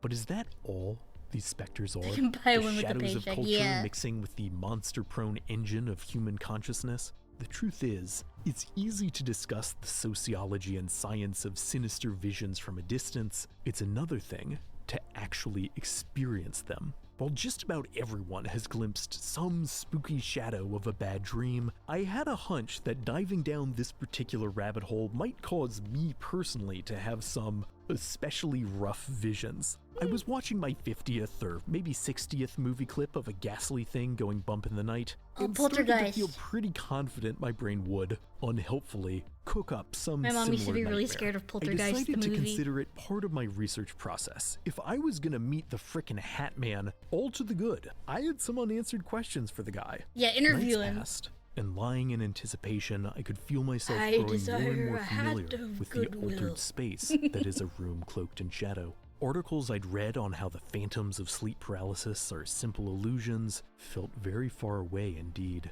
In the end, however, I never saw the Hat Man, and I even had a whole section written about how that's just the way it goes sometimes. But then, in the absolute dead of night, I saw, okay, I'm not sure I have the language to describe what I saw. What'd From you the see? dark, somewhere between sleeping and waking, came I suppose it looked like a spiraling wave, but it had limbs, like insect limbs. My brain was telling me it was insectoid. even Yeah, though I've I had one couldn't like that really too. Process why. I'm embarrassed to say I leapt out of bed, and this dark, So enjoyed sinister his figure falling didn't cheese. vanish. It was sharper and larger and more distinct than ever. I screamed and threw on a light. It was gone. Am I 90% sure this was Yeah, a I case had of one where I shadowy woke up pareidolia, of illusion, of and mistaken it was like identity in the a dark? spider Yes. I'm very made confident of that I psyched myself out fractals, and my like brain colorful generated this fractals. hyper-vivid phantom. Sleep-related illusions famously feel And it was, like, viscerally floating real. towards In the me, case and I of was like, some visions, your brain is literally seeing them the same way it might see an actual Kratos is object. barking. I know Abstraction that. spider, I was researching yeah. that fun fact when this happened, but that knowledge doesn't protect me from the 10% of my animal brain that believes My there monkey was brain. something impossible to rationalize in that darkness, that the night goes far deeper than I could scarcely dream. One ultimately doesn't need to believe in the supernatural to believe in the eldritch power of the subconscious. Come The true. fact that a mere glimpse of the dark, of a shadowy figure online, might be enough for your brain to manifest them is terrifying enough on its own. Have you seen this Ew. man? Or this man? Well, now you have. And now, they might well invade your dreams. Sorry about that. But also, Coffee. that's part of the human experience. Our very cognizance is tied inexorably to shadow. REM sleep starts in the womb, which means you might have had your first nightmare before you ever saw the light. The purpose of our nightly visions in the dark is, in many respects, the fundamental mystery of fetuses being dream alive. about In fact, forget when dreams. they We are don't able even to know why dream. we sleep. It's not just to save energy. Simply lying down saves a similar number of calories. Yet whatever delving into the dark of slumber No, offers look living at organisms, them. it's clearly essential, as animals like dolphins who can't fully doze off without drowning will sleep unihemispherically, basically splitting their brains in two just so they can access unconsciousness. Lots of vital brain maintenance seems to happen while an individual Fish do that rests. too. They But is shut down plunging one's half of their cognizance brain into and the the other half abyss is awake. truly necessary? Where do we go when we close our eyes? Unconsciousness has always been a nigh unmappable realm. Humans forget roughly 95% of their dreams and can typically only recall the very last dream before waking. There is so much you've glimpsed in the deep you'll never remember. Despite all our attempts to peek behind the curtain, we really have no idea what's happening in the black box of our dreamscapes. For all we know, there is a collective unconscious down there, and within that network, a shadow at the root of all our shadows, a silhouette we've only glimpsed the edges of, a monster that's appeared in everyone's dreams. You know what I want to watch? But whether or not one buys into some wanna grand watch Jungian collective, it's the, undeniable that humans, collectively, dream of monsters. The mortuary assistant Spinning movie. stories from the shadows of night is as fundamental a part of being as sleep is. It has always been true that to peer into the dark is to see things that go bump in the night. Some have even theorized The this mortuary too is a assistant movie. lingering threat instinct, that the same reflexes that kept our ancestors wary of real dangers and the gloom beyond their fires now conjures threats in the empty corners of our rooms while we're just trying to get some shut-eye. But after a slightly too close encounter with the dark myself, I'm hesitant to rule definitively. This is why I'm on never any in the aspect total of the darkness. Like murky dream I realm. have I my think bathroom Harvard light psych on Professor all the Barrett time. said it best when asked the true purpose of our nightly journeys into the realm of dreams. The question itself invites Oh my an overly tidy answer. We wouldn't. Hold on. I misread tidy. And I read titty. Tiddy. The question itself invites an overly titty The answer. question itself invites an overly tidy answer. We wouldn't expect a one-sentence explanation for the purpose of waking thought. If I could shine a light, illuminate in perfect clarity the specters of our collective nightmares, and reveal definitively the truth of said figures, I would. But such shadows belong to the unknown, to the obscurity of the night. We aren't meant to understand everything that lurks in the murk of the unconscious. Sometimes it's wiser to keep our eyes closed. Sweet dreams. You know, I'm surprised after so he much didn't time talk about exploring the night's I'm surprised he didn't talk about the mall world that some people go to when they go to sleep. Hold on, let me Mall world. Yeah, mall world. It's a viral internet phenomenon describing a vast recurring dreamscape featuring a sprawling shopping mall, endless escalators, and adjacent zones like hotels, airports, and schools. Thousands of online users report visiting this identical shared subconscious geography. So it's like a world that a bunch of people go to when they go to sleep. Like they dream of the same world, and it's called Mall World. And I've been there. I've been there in the bathrooms. I've been in the bathrooms of Mall World. It's scary. 6 most disturbing forest encounters caught on camera. Let's see here. Scary forest time. Actually, yeah, let me just keep those on. In April of 2020, a kid named Noah decided to go truck camping in the forests of Sun River, Oregon. Truck He camping. was driving down the road when he thought he found a good spot and drove deep into the forest with his truck. His first night Yeah, there, I would he was woken assume up to that if sounds he's going outside. truck As he camping, he's continued gonna bring his listening, truck. He realized they were footprints, and from the pattern, assumed it was a person. He grabbed his nearby GoPro and started filming. I'm currently sleeping in the back of my truck right now. I don't even know what time it is. Wouldn't that be really uncomfortable? The back of a truck is really hard and like ridged. Right now. If you can hear that, it's pretty loud. He's been walking around for like 20 minutes already. I don't really know what to do. I'm a little freaked out right now. And it's like pitch black outside. And like, this doesn't make any sense because I parked somewhere where you couldn't see. No one was on that road. Wait, he's touching my truck. How am I supposed to get him away? He's literally knocking. Ew! He's literally knocking Stop! I hate my knocking. truck. The canopy, the back door's locked. I've never been scared before ever. I don't think he knows that there's anyone in here. No, I think he knows. I'm so scared right now. He's literally peeking through the door right now. Whoever was out there knocks on the truck and tries the door handles, all while Noah sits inside, forced to just listen to it happen. Fortunately, he had his doors locked, so no one could get inside.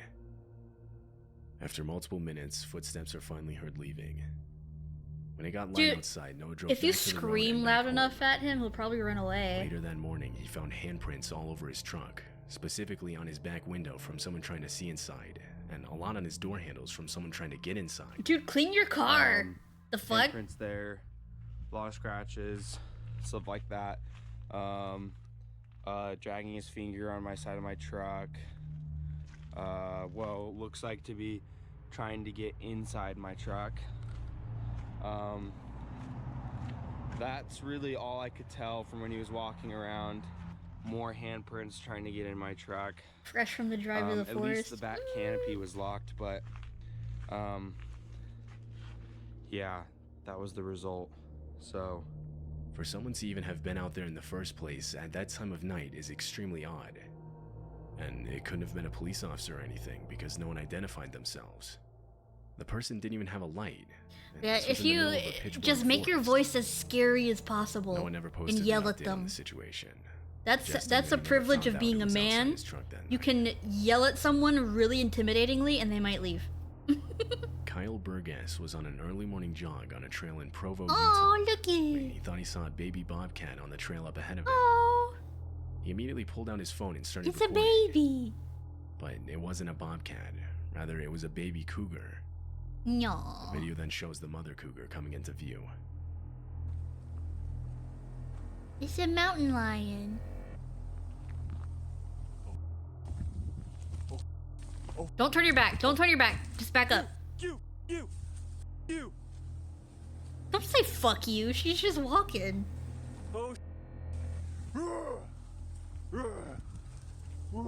She's trying to scare you away, so just back up. Where that fuck ass cougar image comes from. No. She's trying to scare you away. Just back up. She's not trying to hurt you. Go. No.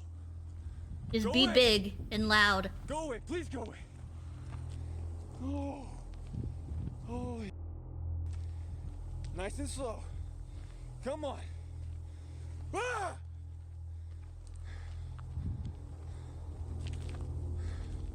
That is scary though. No. Kyle is left in a standoff with the cougar as he slowly backs away. You trying gotta to be scare it louder off than with that, loud dude. noises. But the cougar continues to follow him, and at times even lunges at him. At one point, Kyle turns his head 'Cause away she's from the trying to animal scare so as him not to away. trip as he's backing up. That's what she's This doing. prompts the cougar to try and attack, getting within only feet of him. Go away. No, you taste, dude. She's like 4 apples tall. Can't attack Yeah. you guys to look away from you.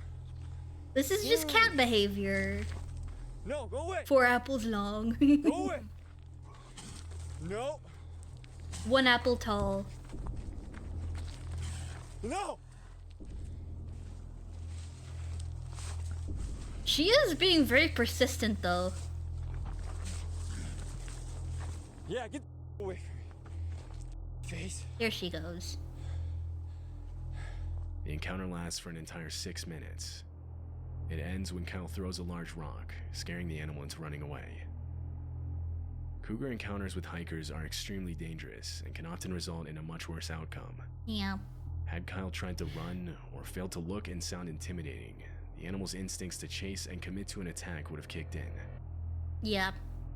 That's what we're taught, because we have mountain lions here. In February of 2013, a few residents And I of could the hear, neighborhood my in northern grandparents Oregon live out in the filed woods, reports of strange and we noises could coming hear from the forest. cougars The like noises were screaming out described there, as and they what sound sounded like eerie laughter. they sound like women It was loud screaming. and It's echoed fucking throughout the nearby crazy. area. One of the residents that heard the sounds went outside to where they seemed to Scary. be coming from and started recording. Oh, I've heard this. That's a goddamn Bigfoot. Applause. Yay!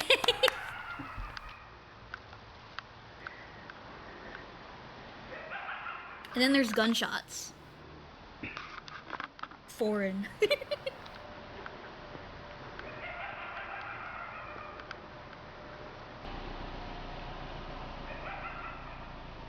Make some food out, make some food myself. Yay! Add some pasta. Some Before think the noises are I being start made by streaming. foxes or coyotes, but others don't think so. Yeah, that sounds like coyotes for to me, example, have actually. a much more canine-like shriek and aren't nearly as loud. It's still unclear what exactly was making It the noise sounds that like night. a hyena, but it can't be a hyena, right? Lisa is a girl who owns a YouTube channel where she It documents sounds her like a life mix of a living in van. hyena and a She travels across North America, recording her experience as she goes. a hyena The and a videos coyote. almost always follow more of a vlog style. Ew, showing the what- different dirty forests ass or feet, places she stays gross. at overnight, or the journeys to get there.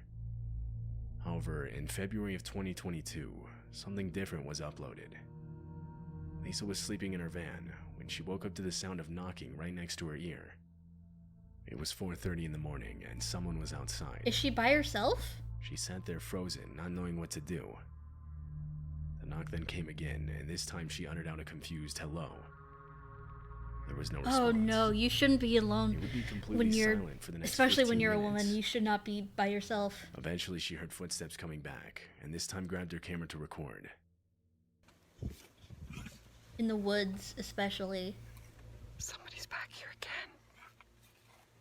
I hear footprints. Hello? How can I help you?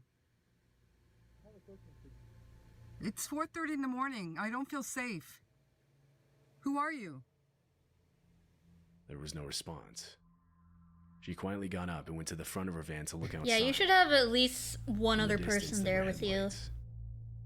The car backs away, and so she turns the camera to herself and begins explaining what just happened. A few minutes into this, and she hears footsteps again. Or like some kind of weapon if you insist on being by yourself. Hear that? Yeah, somebody was just here again 3 times now. The 3rd time I looked out, they were walking on foot. I seen them walking, and they hid behind the big tree there, and then they went to a car. Both is Same good. car that was here earlier. Well, that was back, and then it backed away and left again. Llama. 3 times in one night. This time, they didn't knock though. They were just walking around. I could hear them walking around the van. When it got light outside later that morning, she got out of her van and found footprints all around it. So I come out this morning and you can see footprints. Well, it's kind of dangerous to sleep in your car when there's mine. when it's snowing. Does it look like there's a lot of They were snow? actually No, actually that's a lot of snow. because They came the here, snow they're can get standing so here. high that it can cover As you can the muffler, A lot of viewers and believe it the man can was simply trying to steal valuables from the put van. But why CO2 then come into back your 2 more car, times and you after can heard someone die talking from inside? from carbon monoxide poisoning. It's likely the man had worse intentions. Or carbon dioxide, I should say. CO2. This video was taken by a mountain biker in Vancouver, Canada. He had set up his phone camera to get a shot of him riding down a part of the mountain. Just as he comes down and passes the camera, he suddenly hits the brakes and starts calling out. He then comes back into frame, walking back up the mountain with his bike. As he does so, he keeps looking back behind him. Peak Blocking his bike path was color. a bear who was now following him. Hey, hey. Hey. Don't turn your back to it, dude. Well, he looks young. He's probably just like a child. Hey. Hey. Hey. Hey. Hey. It's just a black bear. You can scare him. Hey. Hey. Oh, you can hear him sniffing. The kid uses his bike to make himself look bigger. He hits it on the ground a few times, causing the bear to retreat back to the camera where Yeah, it knocks black it bears over. are easy to scare The bear off. then It's stands the over the camera for a while it's longer. bigger bears that Finally, it retreats are more completely, dangerous allowing the because you kid to can't really retrieve his scare them phone and off. Get back to safety. On September 6, My mom, 2016. when we were, I think it was last year, she was out taking Mochi and Kratos to go to the bathroom, and we were in Tennessee in the mountains, and she said that she came back to the house, and she saw like a statue, like a carved wooden statue of a bear, and she was like, I don't remember that being there, and then it moved and she screamed and just ran inside the house. Reddit It's posted fucking a link scary. to a video that claimed to feature a weird noise from the woods. Included was text that read, I put the kids to bed tonight and heard this loud, really bizarre. If it's black, fight back. If it's brown, lie down. If it's white, you about to see the light. Yeah! If it's a black bear, you just make yourself look big and make a lot of noise. If it's a grizzly bear, you have to play dead. And then if it's a polar bear, you are dead. Sound coming from the woods outside my house. It lasted about 15 to 20 minutes. I think polar bears are like one of, if not the only animal known to actively hunt humans, so. We have a handful of neighbors nearby, but this was too loud to be coming from them. It seemed to be coming from the direction of a nearby AM radio tower. But can those towers make noises like this? I googled around but couldn't find anything similar. Really bizarre sound coming from the woods. This is the video.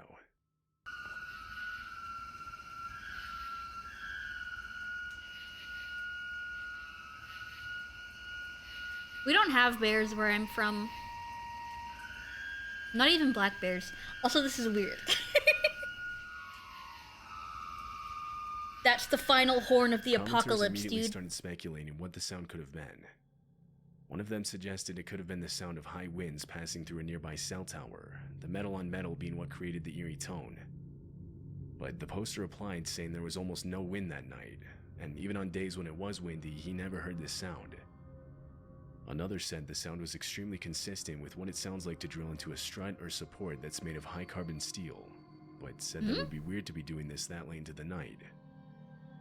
To this day, it's still unknown what the sound in the video actually is.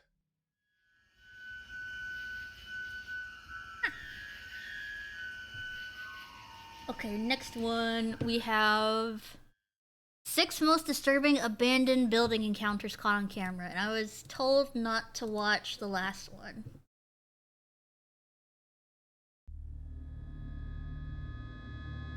The last one, how do I know when the last one starts? Urbex Hill is one of the most popular urban exploration channels on YouTube, featuring raw footage from YouTuber Chris Hill's visits to a lot of the more extreme abandoned buildings in the A little US. sad and intense? Yeah, okay. From abandoned mental Timestamp? hospitals to Let me look.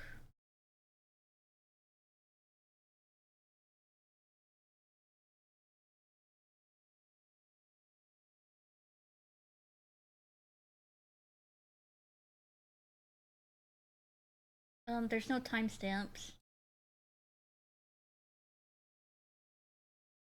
Hold on. Follow my YouTube channel link in the description. Rhythm Rider. The decommissioned military facilities, Chris explores all of it, but specifically places that a lot of even the That more looks extreme like explorers New South won't visit, Pittsburgh. at least not at night and alone like Chris always does. In January 2023, he uploaded footage of his visit to the now abandoned Paul Revere Elementary School in Cleveland. After almost a century of use, the school was permanently closed in 2015 due to declining enrollment numbers. Although there are allegedly plans to turn the abandoned building into a housing complex, as of 2024, Paul Revere Elementary is still abandoned and in terrible shape. From the moment Chris walks inside, it's pretty clear that the place hasn't been used in years and has been severely damaged by the elements, vandals, and the passage of time. The bottom floors are all flooded, the walls are peeling, the structure doesn't seem too sound, and there's rust, random papers, books, and all kinds of debris lying everywhere. Throughout the video, you can see messages written in seemingly fresh chalk on some of the whiteboards, confirming that people have been in the building recently. This was actually Chris's second visit to Paul Revere Elementary. When he uploaded footage of his March 2022 visit to the school, several people in the comments mentioned they had either been students or teachers at the school and talked about how incredibly sad it was to see their beloved childhood school ruined by abandonment and lack of maintenance. A little after 10 minutes into the exploration, you can hear some sort of ruffling sound and other strange noises coming from somewhere in the schoolhouse. Ooh, I saw a TikTok earlier. What is that? What is it? Do you hear that? I saw a TikTok earlier that was talking about the new voice actors for the My Little Pony G6 series.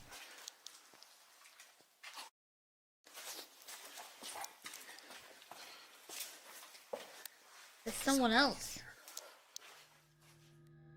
As Chris turns a corner in the hallway, another person's flashlight can be seen shining down the hall. It looks to be just one person, who was likely either another urban explorer or a squatter. Still, at 1 a.m. in an abandoned building, it's obviously best to avoid drawing unwanted attention to yourself, especially when you don't know the other person's intentions, which is why Chris ultimately decided to run instead of making his presence known. Making sure to walk in the other direction to avoid running into anyone, he then heads to the library and explores the rest of the top floors. As he goes into the bathroom on the top floor, he has another encounter. I'm right behind you, aren't I?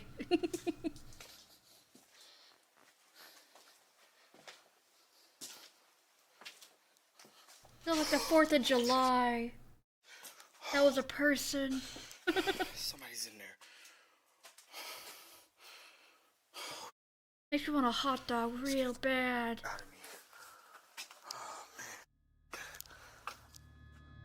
At the far end of the bathroom, what appears to be a human silhouette can be seen standing completely motionless.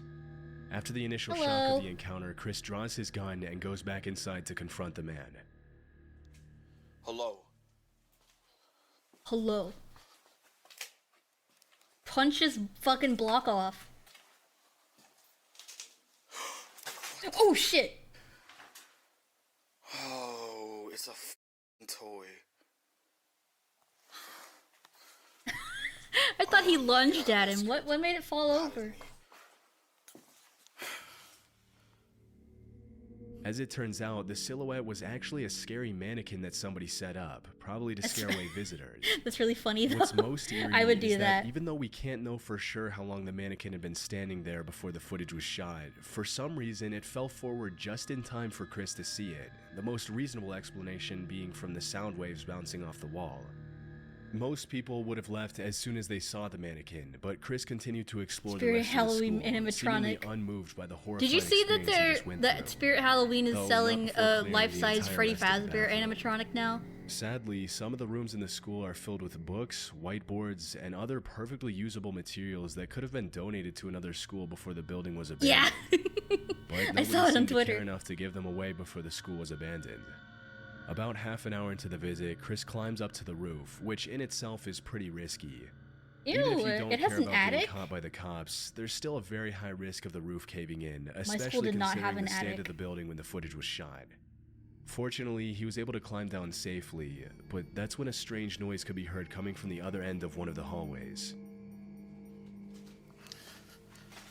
The safe is still here.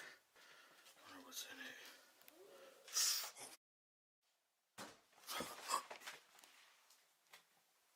There was a person. As Chris explores one of the rooms, Functional a strange Freddy howl Fazbear can and be heard Catnaps in are the cheaper than distance, PS5s. and as he raises his camera, you can clearly see a shadow moving behind the door at the far end of the room. By this point, it's pretty clear that not only are multiple other people in the building with him, but now he's possibly being stalked. Once again, Chris draws his gun and prepares for an encounter, but he doesn't find anyone in any of the rooms. After this, he admits he's ready to call it a night and decides to head home, but not before this final encounter. Oh my god, men will do anything but go to therapy. Oh, here it is. This place is crazy. I remember the last time I explored it. Dude, go! Hello? Don't say hello, run! I jump out with a knife. Yeah, that's exactly what could happen. But he's staying there. Hello? What? Okay, I know I heard somebody coming down these stairs. Leave. It looks cozy. As he struggles to find his way out of the Looks school, the nasty. sound of footsteps can be clearly heard on the stairway directly above Chris's head. But after running up and calling out to see if he gets a response, nobody acknowledges him. Luckily, he was able to walk away unharmed and has That continued dude to was upload trying videos his of hardest to visits get abandoned stabbed. places pretty frequently. The Proper People is an urban exploration channel owned by Brian and Michael, two friends who travel the world in search of abandoned buildings. For the past 10 years that their channel has been active, Brian and Michael have built up a reputation for being a trustworthy channel that only uploads genuine footage of their explorations. In a niche of YouTube that's often plagued by cheap, fake footage from people trying to get their 15 minutes of fame, The Proper People has endured as one of the most reliable channels. People trying to get their 15 Hold on, minutes of that fame. one was throwing it back. Hell yeah, look at that. The Proper People has endured as one of the most reliable channels in the urbex space. 1 2 terabytes. They gained their fame SSD from for explorations Freddy of Fazbear. genuinely cool Time to places choose, instead of Mr. faking Freeman. creepy encounters or anything of the such. In 2016, they uploaded a video of their nighttime I was just visit talking to the like Jemison fucking Center in RFK Northport, just- Alabama, often referred to as Old Bryce Hospital. From Wait, 19th Northport? of Northport, Alabama. Oh, Often shit. referred to as Old Bryce Hospital. That's near where From my 1939 my brother to is. 1977, the Jemison Center housed hundreds of psychiatric patients and acquired a And reputation. that's where Marble Hornets was filmed. For treating them pretty harshly. Tuscaloosa and Northport. Often referred to as the creepiest building in Alabama, Old Bryce was closed Yeah, in I'd the say late that. 70s and has since been reclaimed by nature and become a hotspot for urban explorers from all over the world. As I could Michael drive and Brian down there. approach the location in their car, there doesn't seem to be anyone around, and after driving could around the smooch a grounds cute for a ghost while, girl. the two YouTubers get out of their vehicle to begin exploring, no, because it'd settling be on the basement as the cold. first area to explore. After more than 4 decades of abandonment, the entire complex is almost completely destroyed, and while some of the walls are completely covered in all kinds of graffiti, some of them aren't even there anymore. With the state of disrepair of the Jemison Center, there's always a chance Given that the the heat structure lately. could Oh, collapse on yeah. itself and trap Brian and Michael You're so inside. right. But as they go up the Next stairs Mookie to stream at the explore the spooky top building. floor, it becomes Yeah, clear dude. Hold on, let me see. What was it called? covered in all kinds of graphics to the location in their car for urban explorers closed in the late 70s and Old is sent Bryce. but as they go up the stairs Let me research a little. Ah. Old Bryce Hospital. From my location. How far away is it? It is 2 hours and 15 minutes away.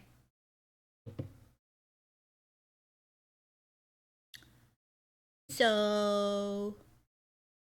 Oh yeah, that's where Old Bryce lives. Next Donathon Award, I go to the Old Bryce Hospital. In Tuscaloosa. All right, it's not super far.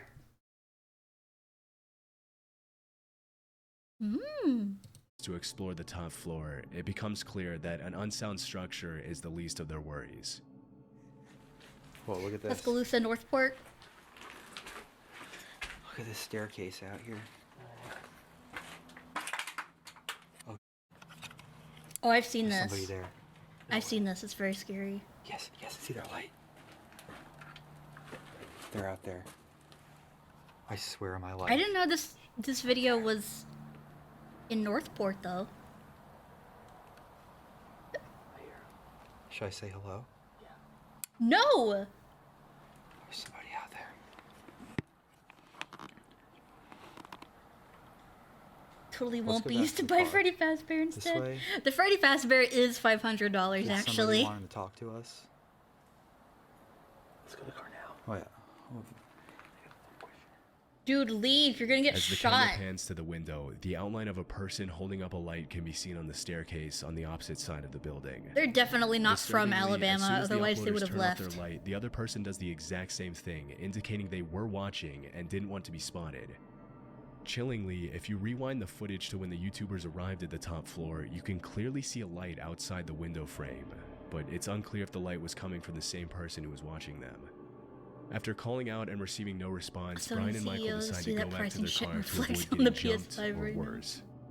It's hard to know what exactly the intentions of the other person were, but what's even more disturbing is the fact that there were no other cars in the area when they arrived and when they left, which means that whoever was there had arrived on foot and probably been there for a while. And people are fucking dangerous down Ridgely here, dude. Hospital was a women's psychiatric hospital in Lancaster, UK that operated for almost 100 years from 1916 Lancaster. to 2013.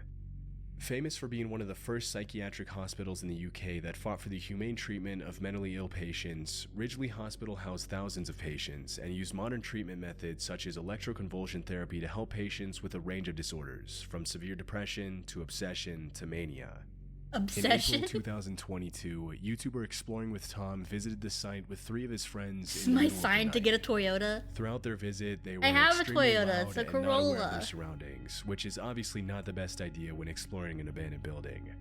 Keep in mind that most of these abandoned buildings are still considered government property, which makes it illegal to trespass and explore the grounds.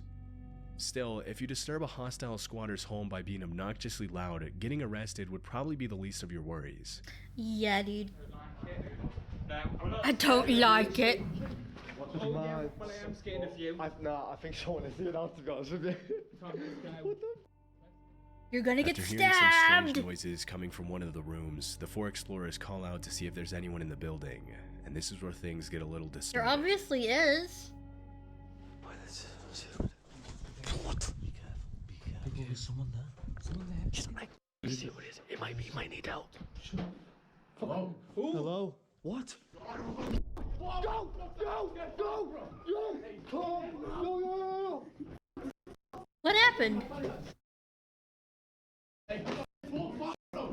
Everyone okay? Everyone okay? Keep calm. Keep calm. Man! What the An encounter. Don't hurry up! Get out! Get out! Get out! Hurry up.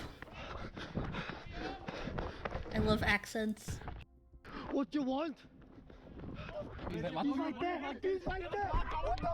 What the? Yo! As soon as one of the teenagers Leave! calls out, a man can be heard screaming from inside the room. Without thinking twice, Tom and his friends make a run for it back to their car, but disturbingly, the man isn't satisfied with just scaring them out of the building and ends up chasing them all the way to their car. It's unknown who the man was or what he wanted from them, but one of the theories that's been echoing in the comments is that You he know was what's probably really a homeless easy? person who got upset at the amount of noise Tom and his friends were You know making. what? You know what is It's the probably easiest not thing too in the pleasant world? to have 4 rowdy teenagers burst into the abandoned building. Not you going call your into an home abandoned and start building. yelling, laughing, and swearing. It's really easy to But do. still, it's good they were able to get away unharmed.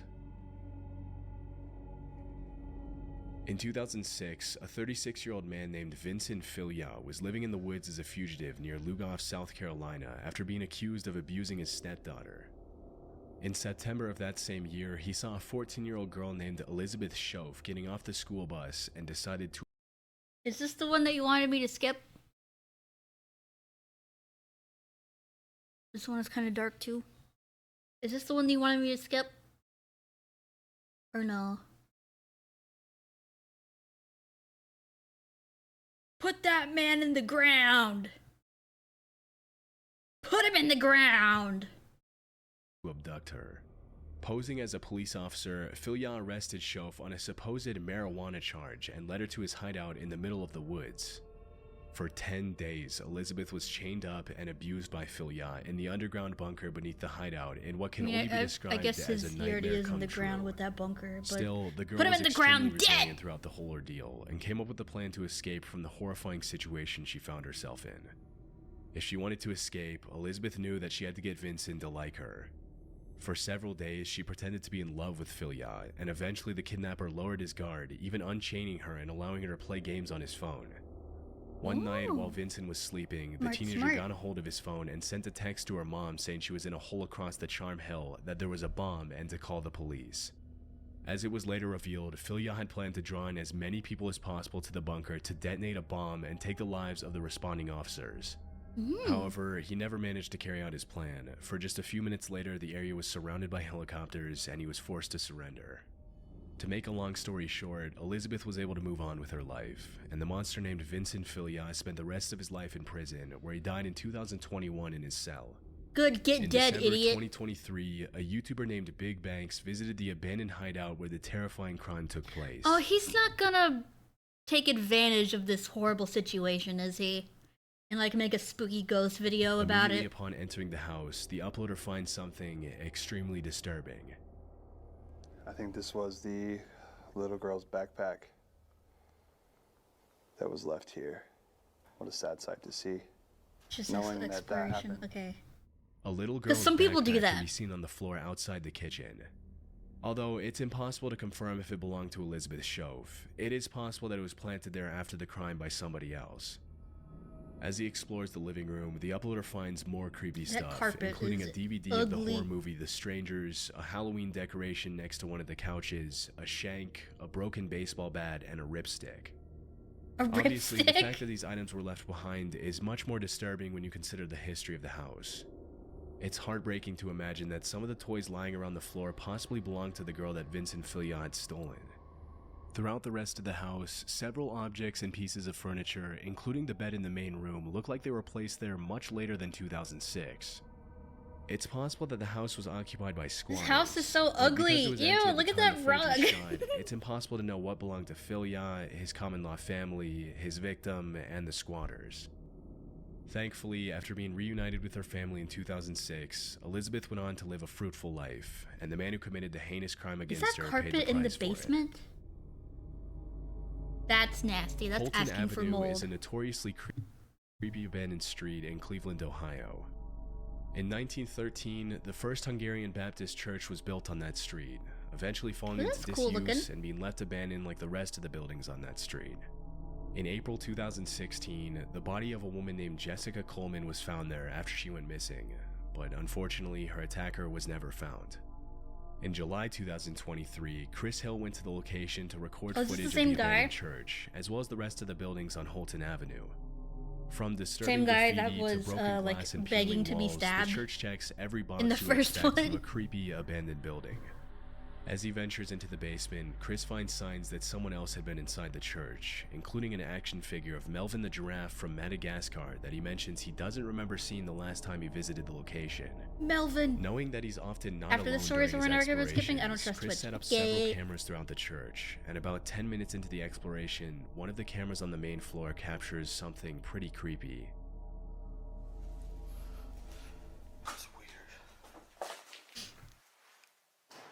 Uh-oh, there's somebody in there. What's upstairs? Obviously, doors don't just randomly shut themselves, and as it wasn't particularly windy that night, it's clear that someone was in the church with Chris. But after looking around for a bit, he can't find anyone in the church, and decides to head back outside to explore the rest of the buildings on Holton Avenue. If the church was in a messed up state, some of the houses are even worse, with most of them looking like they could collapse at any second. Around half an hour into the visit, he decides to explore one of the most dilapidated houses on the block.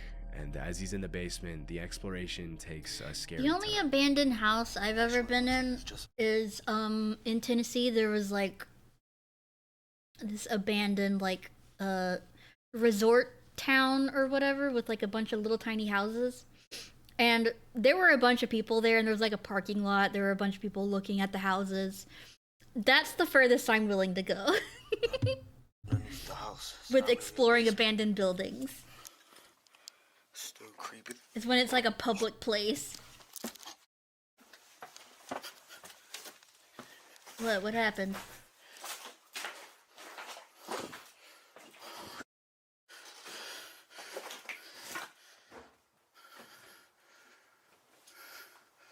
We have an ad break coming in 1 minute. Hi, I run 3-minute ads every hour on my channel so that I can disable pre-roll ads. So if you are not subscribed to me, or if you don't have Twitch Turbo, please stick around to the 3 minutes. I very much appreciate it. Thank you.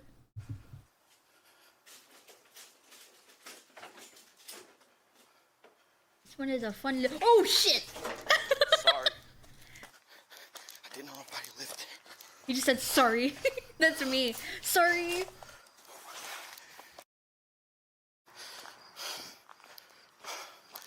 It smelled like I knew somebody was in there. A stinky man As he's smell. exploring the basement, I just said a stinky man smells there. A stinky man lives there. What it is, a person pulls back the curtain. Immediately Sorry. apologizing, Chris runs back out to the street, and that's when he With some old realizes friends, that we both despite the doing her horrible deep state of voice the hello. supposedly Oh, abandoned that's house, scary. there was I actually someone went living into there with electricity. a sewer pipe before. Clearly, most, if like a not storm all, of drain. the abandoned buildings on the block were housing people Like a now big— who didn't want him there. Something he it's never like a big encountered tunnel. on his first visit. And with this newfound discovery, Chris called it a night. In February. Okay. Let's see. 5 most disturbing caving videos. Whoops, not theater mode. On May Full 6, screen. 2019, YouTuber Connor Kelly posted a video of him exploring an abandoned McCoy gold mine in the Nevada desert. However, what was supposed to be nothing more than a fun adventure with his family quickly turned into a disturbing experience. One that would likely stay with the group for the rest of their lives. This looks like As Above, So Below.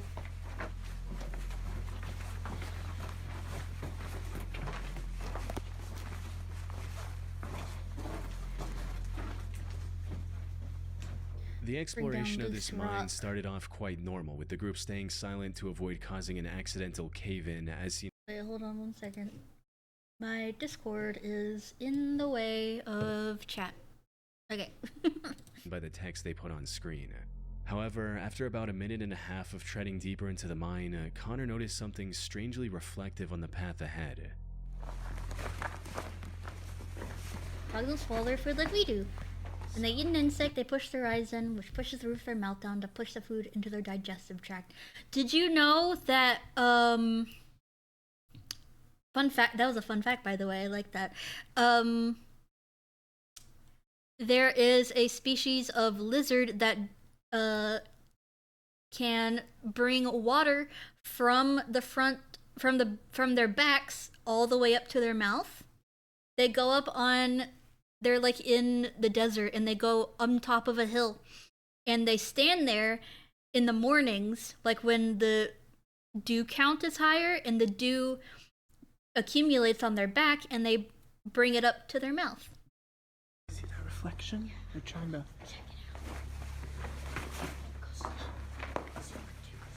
If the rock is very loose, maybe you shouldn't be in there. Oh.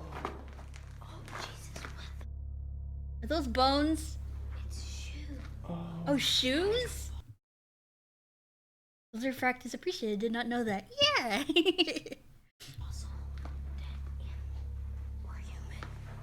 Okay, wait, don't move, Wyatt. What they found reflecting back at them was a shoe, amongst many more in a massive pile with random bones scattered throughout. Well, that's a bone right there. Actually, there's quite a few bones in this. What made this pile even more odd was the sheer variety of shoes on display. Many of them were clearly very modern, while some were models that were released over 30 years ago. How could such a random assortment of shoes end up in an abandoned gold mine in the middle of nowhere? I don't Things like took that. an even darker turn when the group ventured further into the cave and found a bunch of bones, including a relatively intact spine. Yeah, leave!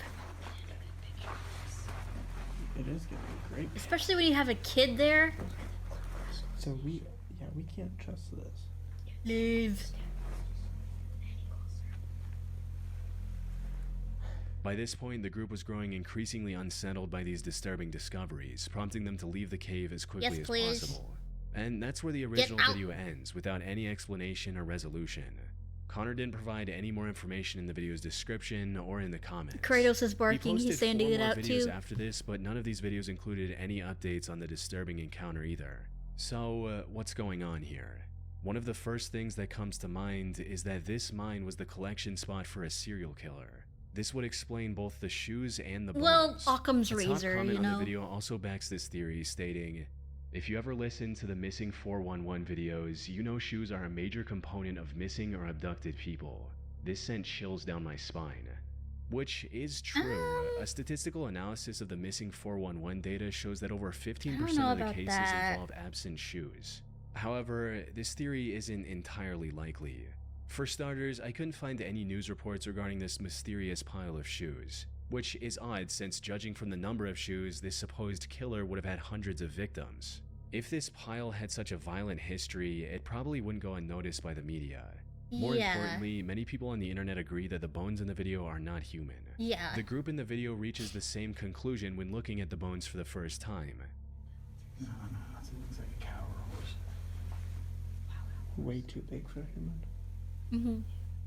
Put simply, human the bones odds of are this like being a serial killer trophy thin. cave They're like are thinner very than you would low. think. But given the animal bones scattered throughout the area, it's possible it was the feeding spot of a predator like a mountain lion. Though, while that might explain the bones, Personally, it store offers all no my shoes in clues my about the cave. pile I'm of not shoes. jealous. One theory I haven't seen anyone else bring My up is that cave. the shoes might have ended up there because of flooding. You see, the McCoy mine where the video was filmed is located in Lander County. Yeah, And from Occam's what I can razor, like I find, said. that area is quite prone to flooding. So it's entirely possible that someone dumped their sneaker collection in the middle of nowhere to get rid of it, only for it to be carried in the abandoned mine with rainwater. A mountain lion could have moved in later, which would explain the bones. The only proof I have of this theory is that the ground in the deepest part of the mine is extremely wet and has water flow The marks cave leading shoe into closet goes Other crazy. than that, it's pure speculation. That said, another potential explanation for both the bones and the shoes is that Connor placed them there himself in hopes of creating a viral video. People on the internet have pointed out that the bones in the video are a bit too clean for something left in a muddy cave by a predator.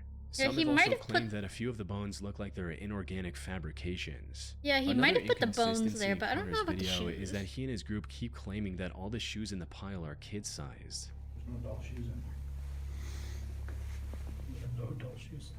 He even mentioned that in the video's title, which reads, "Kids' Shoes and Bones Found in Abandoned Mine." Now, while that makes an already creepy situation even more disturbing, it's simply not true. There are plenty of adult-sized shoes visible in this pile. Yeah, dude. Unfortunately, I doubt we'll ever know what happened. Yeah, those here aren't for kids' sure. shoes. It's Unless been that 6 kid years has since the size video was 7.5 uploaded, feet. And as I mentioned earlier, Connor has vanished completely from the internet ever since. Action Adventure Twins is a YouTube channel run by brothers James and Edward. The Ooh, duo my has been stomach just made a exploring weird dangerous sound. and cramped caves Those since kids are early 6 feet 2020. tall. Yet, despite their combined experience, one of them almost lost his life back in 2022. In January of no. that year, the two decided to explore the They get them from popular a Petty donation box John's over Cave time? in Georgia. Mhm. They had already explored parts of this maze-like cave multiple Wait, did they say times. the Putty John's Cave? in Georgia. In January of that year, the two decided to explore the popular Petty John's Cave No, in Georgia. Petty John's Cave. They had already explored parts of this maze-like cave multiple times before. I and was had like, even did you really go into the Putty Cave? found an underground waterfall during one of their expeditions. Oh, cool. Put simply, they were pretty confident in their ability to navigate through this cave. But unlike their previous ventures, this time they were going to tackle one of the hardest sections, the aptly named jeez. Nervous Breakdown, referring to how cavers feel when going through it.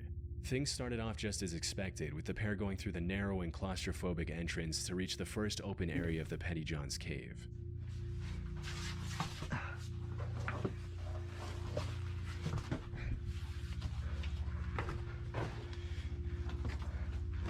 Whoa, entrance room. However, it didn't take long for the cave to begin closing back again, forcing the two to squeeze through tiny passageways. Dude, But that was only the beginning. After about Come 25 on, man. minutes of crawling through increasingly tighter spaces, they reached the first big obstacle, a muddy room with a narrow and This steep is a hole horror in the middle. movie. They I had to don't think carefully you. walk around this hole to progress. A single slip and falling into the narrow hole and No, thank possibly getting you. injured.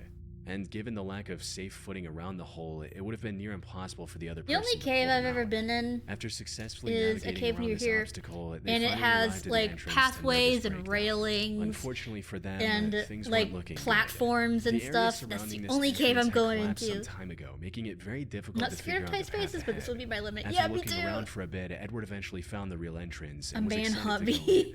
Gotta He explore the genuinely cave couldn't called wait the to find worst out what was down anxiety there attack and you'll began his ever descent, have on a leaving his brother weekend. behind in case something bad happened. What he didn't realize was that this was about to be one of the worst decisions he'd ever make. Because after descending for a few minutes, Edward called for his brother only to be met with complete silence. I found a rope.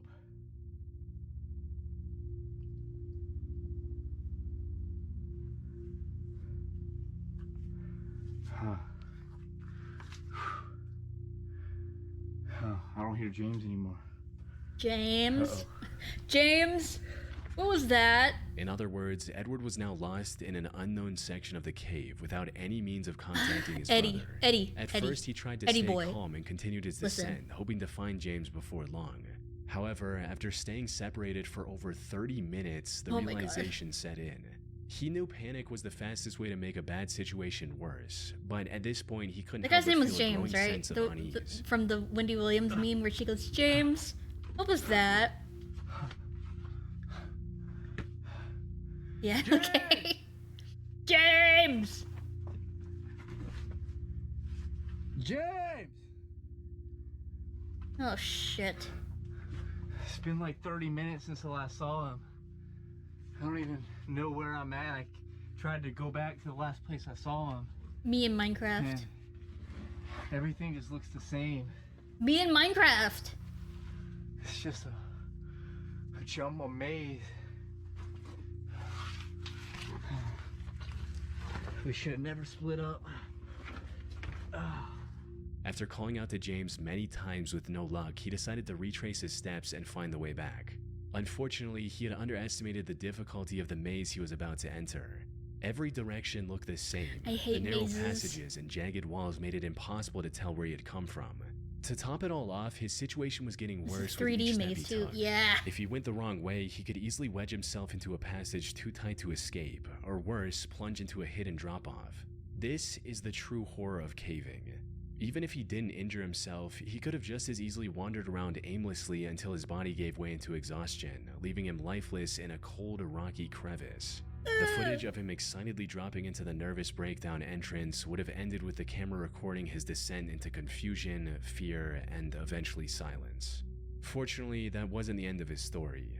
After going in loops for a while, Edward spotted a single piece of tape he saw on his way down. Oh.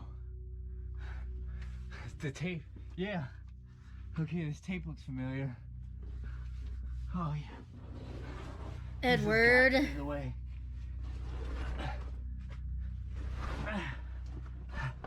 I'm getting close. Mr. Squidward. James!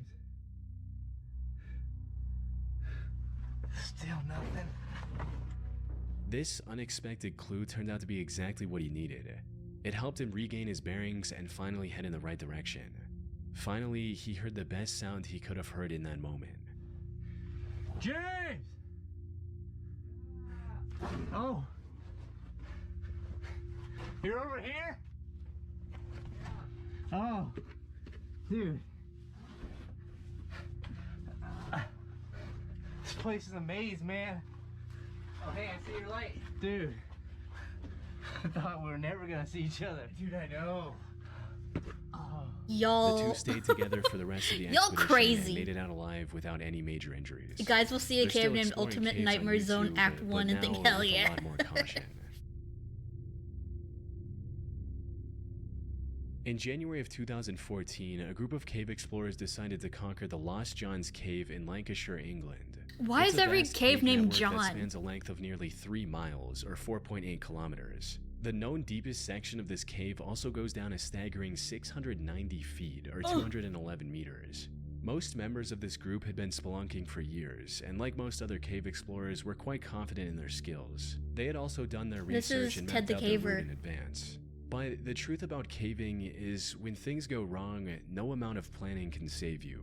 Written Even the by most John experienced and Cavington. well-prepared explorers can find themselves in terrifying situations. Oh my god. Which is exactly what happened to one of the members of this group, named Bob Johnson. The expedition was going quite smoothly in the beginning, with the group using the equipment they brought with them to continue safely. That is, until they reached a section of the cave called Oh my god, the and Tube. it's in water? It was an unusually narrow section that required the cavers to Have you crawl watched on the their Ted the stomach. Caver found footage And adaptation? to make matters worse, it was also partially submerged in water. I don't making think it I difficult to have. both see and breathe. Despite these harsh conditions, the group decided to move ahead. The slimmest When was member that of the made? group went first and successfully made it to the other side without much trouble. The next person, however, wasn't as fortunate. Yeah, This Bob was Bob looks Johnson, the man we a mentioned bit bigger. earlier. His crawl through the I can link tube you if you wasn't want, off it's to a pretty good good. Yeah. start, as he was already having issues with the comparatively wider sections of the passage.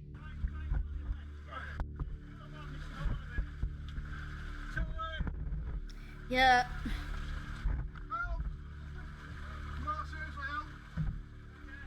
He then somehow managed to reach the tightest part of this treacherous section, but that's where his luck ran out. Bob. Craving sweet treats, but I spent all my money. Oh. Dude, oh my god. My mom brought some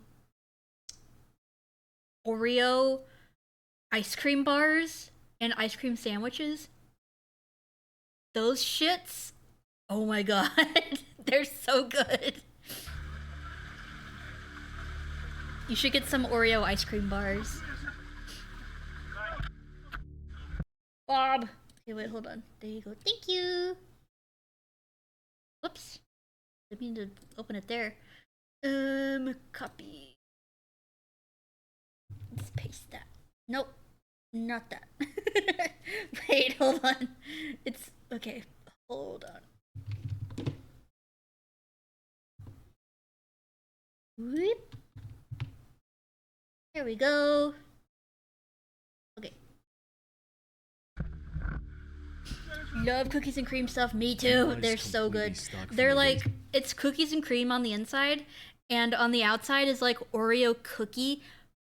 It's so good. And any attempt to free himself only made the situation worse. Is somebody on the other Now, side able to being pull him stuck out? in a narrow cave like this is extremely stressful on its own.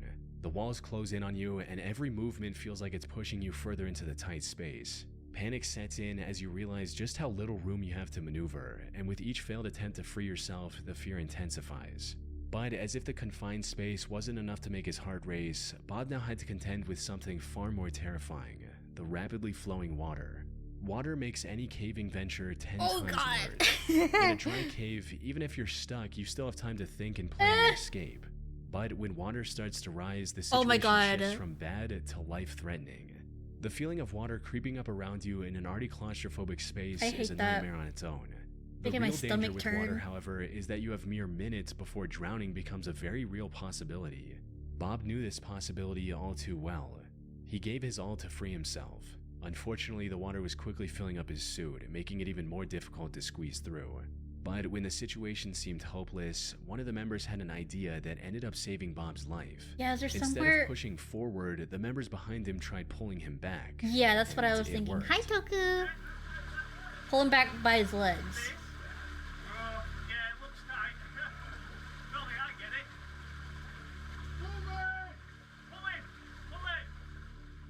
Bob was finally free, though his troubles weren't over. He later revealed in a comment that him and the two members who pulled him back had crawled for another 3 hours to get out of the cave from a different exit. This incident also left him traumatized to the point where he can't even watch this video without becoming anxious. From what I can find, he scaled back on caving and picked up a much safer hobby in cycling. Yes, and now please appears to be stay doing just above the fine. Earth's surface. On the 7th of September 2024, Who's the these guys Action again? Adventure Twins YouTube channel posted a video exploring a mysterious cave someone found on their property. This is the same channel we talked about earlier, where the two brothers got separated and almost lost their lives in the maze-like cave. They've learned their lessons since and approached this one with far more caution. But with an entrance as life-threatening as this one, even the best precautions could have Ooh, this proven is like to the not be oldest enough. view. Alright, so the guy dropped us off halfway up the hill, and he doesn't know anybody who's been down this thing, but we are at the cave. He says he threw a rope down it with a rock and it was 200 feet deep before it stopped. So we got this stick here. We're gonna see if our rope reaches.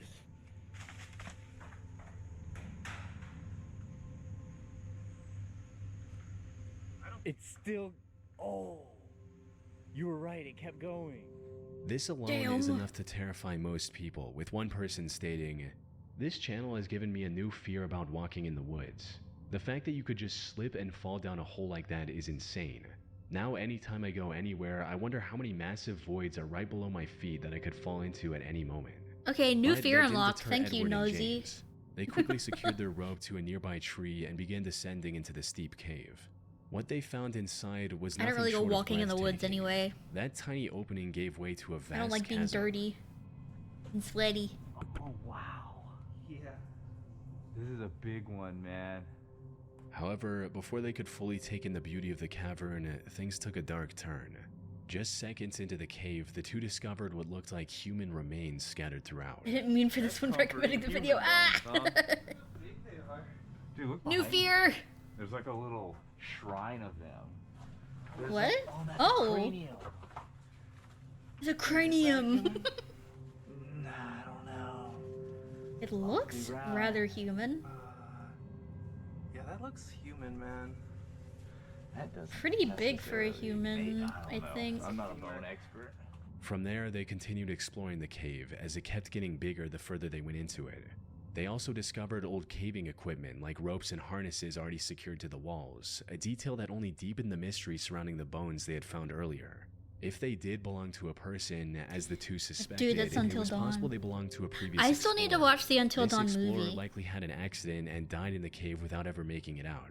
On their I way heard that in, it they actually did wasn't find that bad. scattered bones right below the Even though entrance. it's not like These the were game at likely all, the but remains of people who accidentally I fell heard into that the it was like otherwise its unassuming hole. its own separate However, thing. the bones they found further inside were too far from the entrance to have belonged to someone who simply fell in.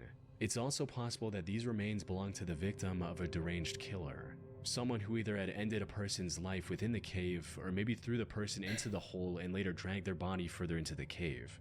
Some people, however, weren't convinced and accused the brothers of faking the whole thing, especially since the way Edward and James handled some of these remains felt a bit too casual. That said, while YouTubers Yeah, why are faking you these just finds to touching get a it? viral video isn't uncommon, this one turned out to be true. The video received several comments from experts confirming that these remains were indeed real and human, with one such Oh, person shit. writing, "My girlfriend and I are watching from Canada. We're both paramedics, definitely a human femur and a human cranium. But this raised an even bigger question. When did the owner of these bones pass away? If they disappeared into the cave in the last few decades, this discovery could end up cracking an unsolved case." I ended up contacting the action adventure twins to see what they had to say or if they had made any police reports afterwards. We ended up contacting the authorities about the bones. They were determined to be human and were apparently a Native American that either slipped and fell into the pit cave or was thrown in there after death and are 2,000 years old. While Ooh, this did rule out the 2,000. possibility that these bones belonged to someone more recent, the despair of whoever ended up in that cave alone 2,000 years ago is just as impossible to ignore. They likely fell into the cave, That somehow sucks, survived the 2,000-year-old fall, person. and ended up starving to death while looking for a way out. No rain tonight. Yay! On October 28, 2004, 50-year-old Australian airline pilot and scuba diver David John Shaw broke the world record for the Another deepest John. successful dive in history. He achieved this by reaching a depth of 270 meters in Bushman's Hole, one of the deepest freshwater caves in the world. The sole purpose of this dive was Bushman's to break Hole. the record. However, when he reached the bottom, he found something that stopped him in his tracks. He found the body of Dion Dreyer, a 20-year-old scuba diver who died in that cave 10 years ago. Since humans start sinking after a certain depth, Dion's body never floated back to the surface. Given the extreme difficulty and danger of diving this deep, any plans to retrieve his body were also cancelled at the time of his death. However, a plaque in his name was installed near the diving point of Bushman's Hole, which is how Dave knew what he was looking at. After staring at the body in shock for a few seconds, Dave immediately got closer and tried to retrieve Dion. Unfortunately, after a decade in the water, his tanks were firmly stuck in the mud. More importantly, Dave had already spent too much time at that depth. Staying any longer would have been fatal. So he decided to tie a line to Dion's body and return to the surface with the newfound information. Wasn't very steep, and when I saw the body over on to my left, I thought, oh, that's the end of going deep. So just tied my line to it, and by then I was, well, we won't discuss that. And so I just left my line. The news of Dion's body being discovered spread quickly, eventually culminating in Dave talking to his parents and promising to retrieve it. After a couple months of preparation, I the think next I've seen dive was this scheduled before. for January 8th, 2005. Unfortunately, Dave's heroic attempt to bring closure to Dion's parents ended in a catastrophe far worse than anyone could have imagined. Cave diving, aka underwater cave exploration, is far more dangerous than regular spelunking. The divers have to manage their oxygen levels at all times, avoid often sharp rock formations, and explore the cave system in a far darker environment because even the brightest flashlights aren't as effective underwater, all while making sure they don't get lost. Add in the immense pressure of 270 meters of water above, it becomes an almost insurmountable challenge, one that only a handful of people on the planet are capable of overcoming. So, everything needed to be perfect for Dave's operation to succeed. He worked with police divers, the defense force, and medics to ensure everything went smoothly, and they planned the dive second by second. According to the plan, Dave would use the line he tied earlier to reach Dion's body. After cutting it loose and putting it in a special body bag, he would begin his descent. This descent would have taken around 12 hours to avoid decompression sickness. So instead of holding on to Dion's body the entire time, Dave would pass it along to his longtime friend Don Shirley at 220 meters. Don would then hand it over to support divers located at various depths and keep checking on Dave for any issues. Sadly, this is not how it went. An hour and a half after the dive began, the surface crew received an ominous message from the support divers, claiming that they hadn't seen any activity from Dave or Don. Shortly after, another message reached the surface. This one was from Don, stating that he's seeing Dave in the distance, and he's not moving. Don's okay. Dave's looking okay. While this message was making its way to the surface, Don tried to reach Dave himself. He exceeded his target depth, which resulted in his rebreather controller imploding. This also led to him suffering from oxygen poisoning and vomiting while 220 meters under the water. Fortunately, he managed to keep hold of the line and was eventually pulled out of the water still breathing. Dave, however, didn't make it. But when rescue teams pulled out his body, they made a shocking discovery. Dion's body was attached to the recovery line as well. Yeah, I heard about this. Investigators looked at the footage captured by the waterproof camera mounted on Dave's head. He died, but he This was able is to what bring they the body saw. back. Though I should mention, I couldn't find the raw footage from that camera. The only clip of it online is narrated by Don himself, Dave's best friend who we just talked about who almost died trying to save his life. The footage shows Dave moving alongside the line to find Dion's body, and then trying to put it in the bag. Unfortunately, this is where the plan started falling apart. Dion's body was unexpectedly loose from the mud and was moving around uncontrollably. Dave tried to complete his mission despite this, only to end up getting tangled in the line. This line is just getting everywhere because this body is floating. It's not stuck. Everything's moving. Right, light gets caught on the line there. Move it out the way. Diving video Still got a recommended nice as well bright has a line. story in it as well, All so you this can probably skip effort it. caused him Yeah. to neglect his gauges, resulting in I Dave will. feeling the effects of nitrogen narcosis, which include poor judgment, trouble concentrating, and reduced muscle and nerve function. Put simply, he lost everything he needed to survive at that depth. He tried to cut the tangled line, but the lack of coordination made it near impossible. As he was struggling to stay conscious, the last thing he saw was the terrifying view of Dion's lifeless face mask staring back at him. Shortly after this, Dave passed away. The only silver lining was that the tangled line kept Dion's body close to Dave, allowing him to successfully complete his mission by recovering the body. Yeah. Only at the cost of his own life. Yeah. He did it, but he sacrificed himself, I think. Let me see. I think that's all of them. I think that's all the recommended videos I got in my Discord server. What's another video that scares me?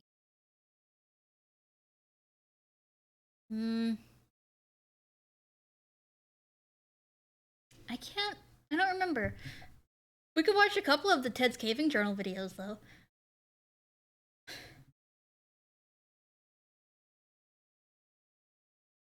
Oh, these are 2 years old. Okay.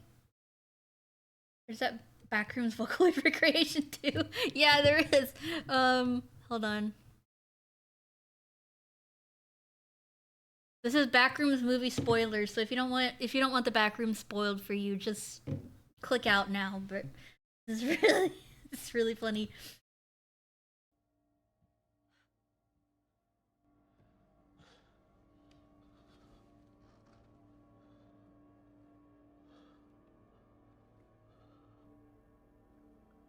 I'm sorry. Yeah, come back in 2 minutes. Broke the glass. I'll woke you up. I know how you like to sleep early. Look at Miku I in the was back. late. I guess I lost track of the time. I was being tuned. I stopped off for a few baguettes. Miku! I was being tuned. And I stopped off for a few baguettes. A few baguettes. Define a few. As many as I Define a wanted. few.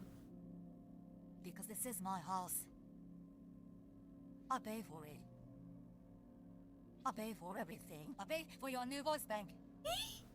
I pay for all of your collabs. I pay for the roof over your head. You want to be a demo, right? Well, that takes money. So someone has to work around here. I said someone has to get off her fat ass and work around here. Just because you didn't get to be a Vocaloid doesn't mean... I am a fucking Vocaloid. God damn it, I'm just stuck on this shit software because someone will get off their fat fucking ass and help me. I'm not your wife. Stay in character. Stay in character. I've never even met her. Stay in character. Fuck you! Well, yeah, you can download my voice bank and make me do funny stuff like this too.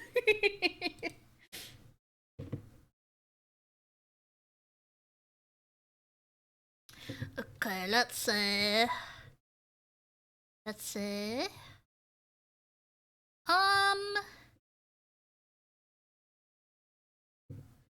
We could, yeah, let's watch maybe a couple of these. Let's like scroll through.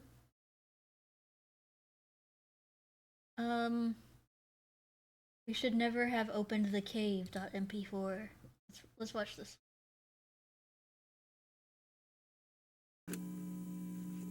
Very accurate to the blog. Yeah. Hi. It's Ted. If you guys don't know Ted the Caver, you guys should read it. It's very good. It's one of the internet's like first creepypastas. I think it was posted in the year 2000. I don't really know how to start this video. B and I, we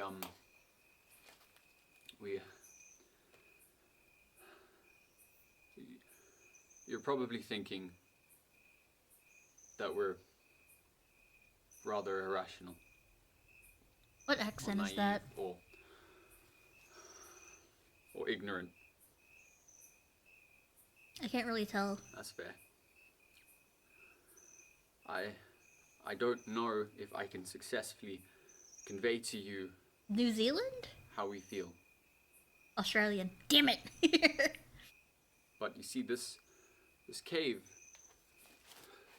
it represents months of hard work, Kiwi, months of emotions, Did you know kiwis, the fruit, were Going named after from- the bird from fear and not to the other pain. way around? And from frustration to Bread glory. and butter. See, B and I, we had to come back. We see it as an unspoken commitment that we had to follow through. My neck. Because you can't just abandon a commitment because of the fear of the unknown. Yeah, you can. It's really easy. This cave is a part of us. And we have to see it through.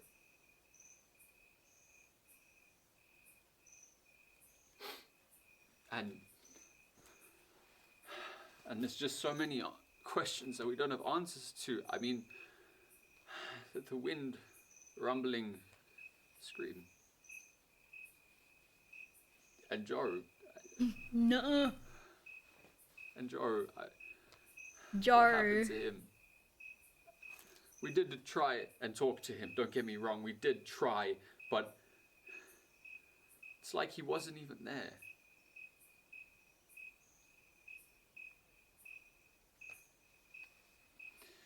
B and I had a long discussion on what our next move is, and the only conclusion that we could draw was that we had to come back. We had to conquer this cave in order to get answers. And that's why we're here. Did you have to do it at 9 at night though? So I hope that helps.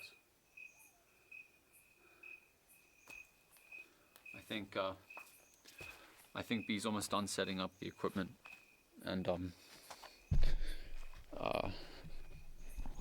yeah. Yeah. Oh wait, I think there's actually a reason why he comes back late at night. I think it's because neither of them could sleep, and because they were thinking about the cave, and they decided to just go back immediately. I think I remember that. Huh? Yeah.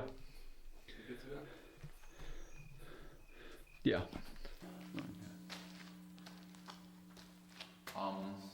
Didn't the cave call to them on While the we story? wait for B to get Yeah, they down, have like an impulse to keep like going he's into the struggling a bit cave.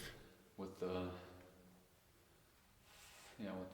low voltage. But we did bring along a low voltage two-way phone that we thought will help with us in Floyd's tomb.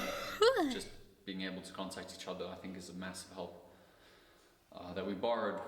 We asked permission and we borrowed from the local cave and rescue group. And Stopped off for a few I just cave wanted to- diving adventures and while we wait for lost B, track of the I just time. wanted to just say that we did try to talk to Joe. We called him multiple times.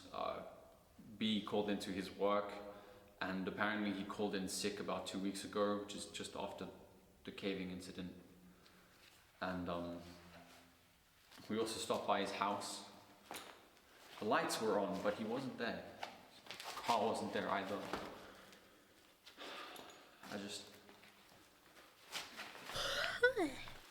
Would have been really nice to talk to him before we came back.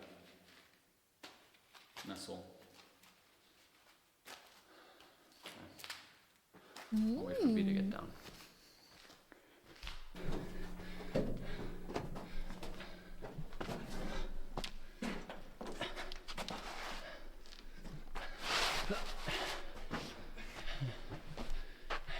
And I do remember the original blog. It had pictures and stuff. So I wonder if they're gonna stay true to the pictures as well.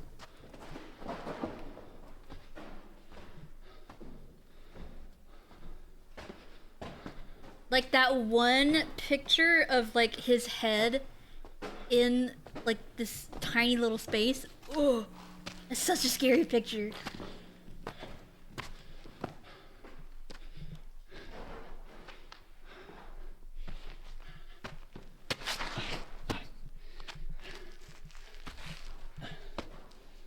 If I'm remembering right, they do. Ooh.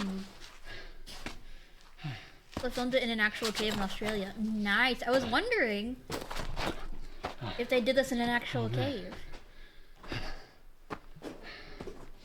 Because people can make shit look so real now in Blender.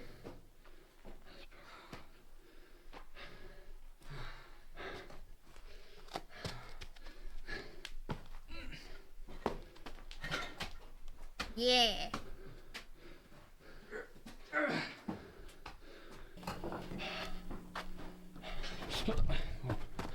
I like the pink hue that everything has. Okay. Alright, we're back. Okay. Not music. But good try, subtitles. Okay. Now 10 at night.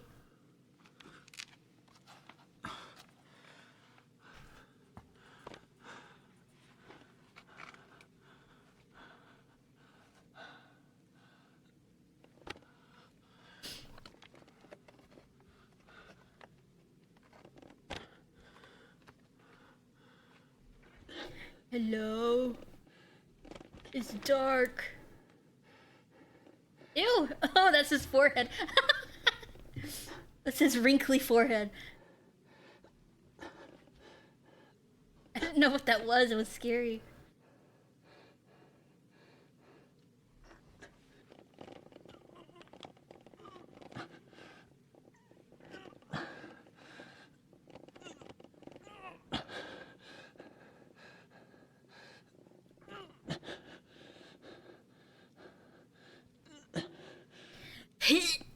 Ow, that hurt me. That hurt my back doing that. I don't know what happened to me.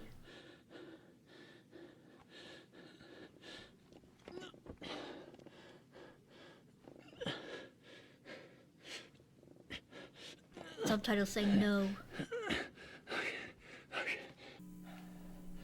Okay. Out of the hole. That should be the last of the stuff.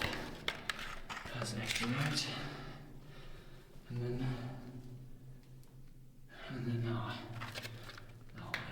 okay. Everything else is in the bag, as well as the extra telephone. Cool. Milky sounds. Okay. All right, B. I'm heading in.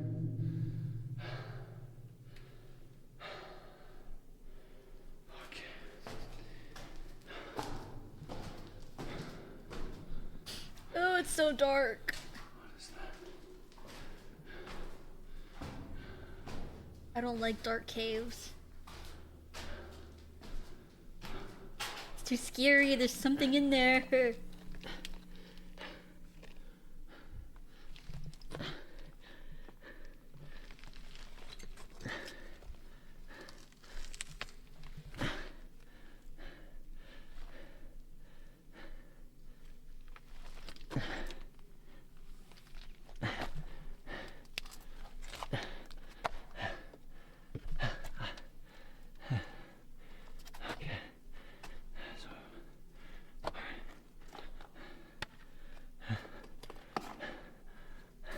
I wonder what cave they went into.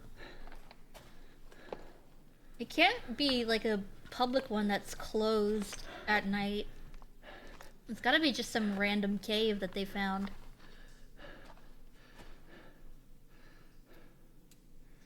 Not like a public one.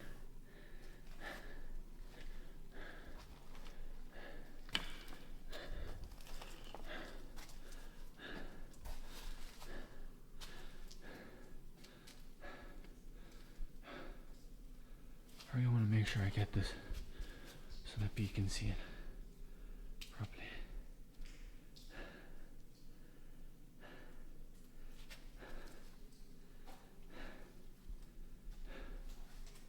Oh. Dude, I can't see shit.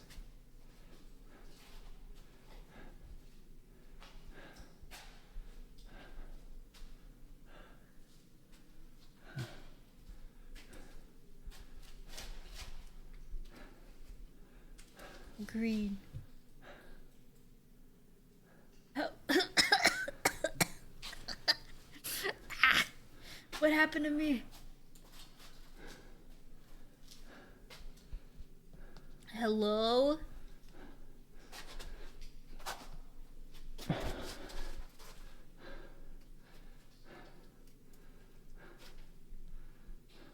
Hello? Fred walk. Hello?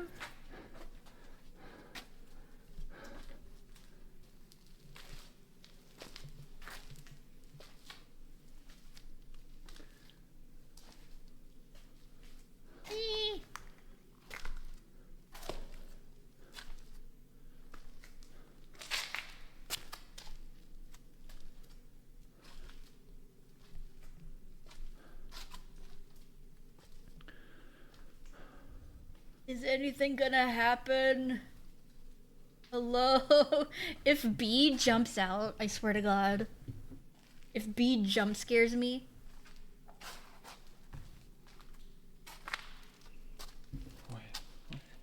I'm gonna punch him through the screen.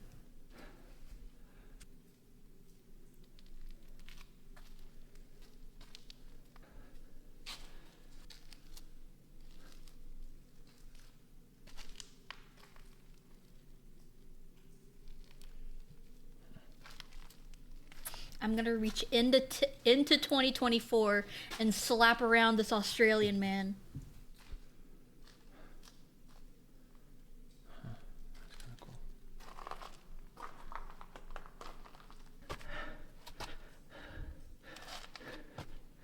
I believe the hieroglyphs were here somewhere along the wall.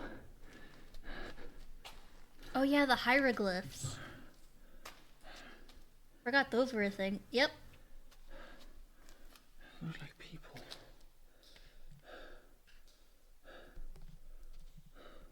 Little stick people.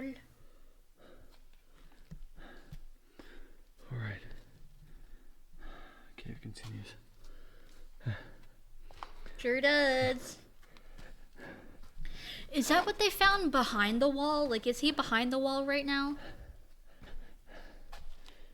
I forget what was on the other side and when they actually got there.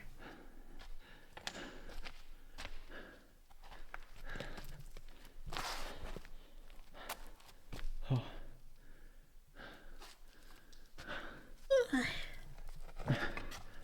Actually, maybe I should give B a call quickly and check in. Alright. Okay, I'll get the front door. Behind the wall was a large spherical stone and some death. Hello? B? Can you hear me? How's everything looking on your side? I'm trying to hurry up here. So, yeah, how's it going? Yeah, you're coming through loud and clear. Good to hear from you. But yeah, everything's good this side. Just took a bit of a nap. Yeah, but don't worry. You took a nap? Here if you need me. Okay, cool. That's awesome, dude. Thanks. All right. Thank you. Thank you for being here. All right. Yeah. All right. I'm gonna go Kratos is explore barking. a new portion of the cave. Eepy in the cave hole. Okay.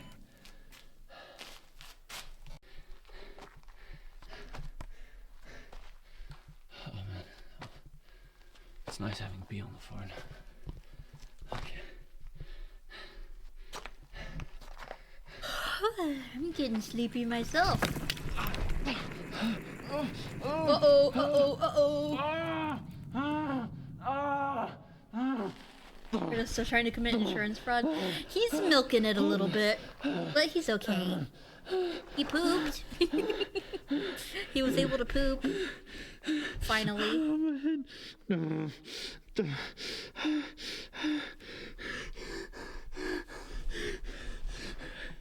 So that text, yeah. My mom just texted me. She was like, he pooped. And I was like, yay.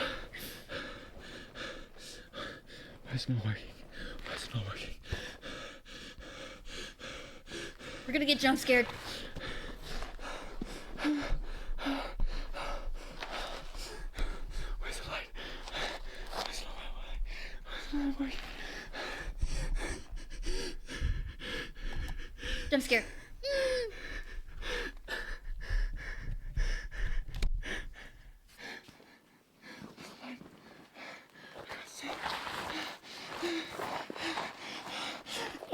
Jump scare. Oh, my head. Come on. Come on. Come on. Come on. Break, damn it. Come on. Oh, he's cracking glow sticks.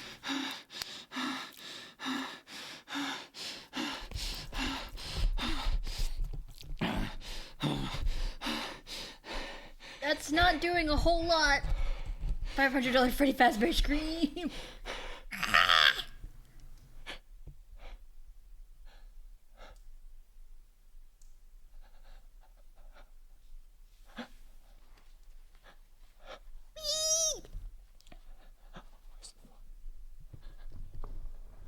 I can't do scary scream.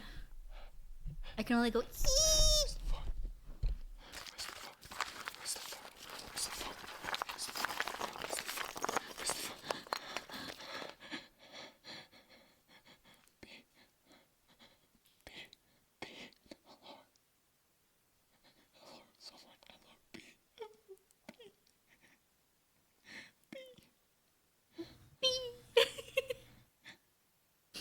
Me when I see a bee.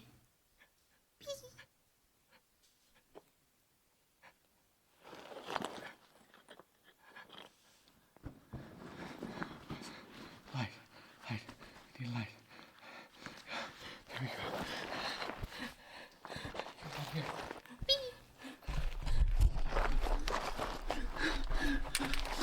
Now we're cast in red.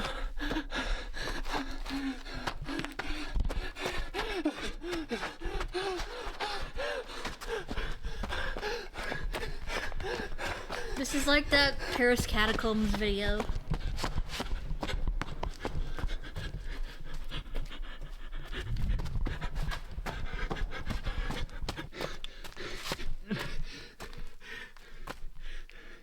Ew, it all looks like flesh now. It's all red and spooky.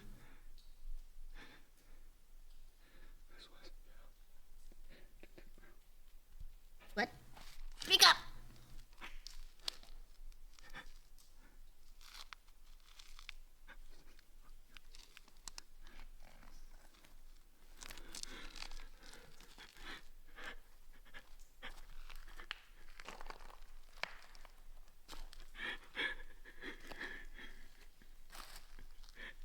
Hello?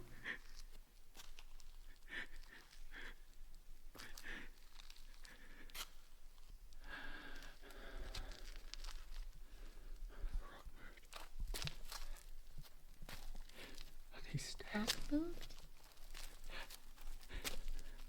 Stairs, did he say?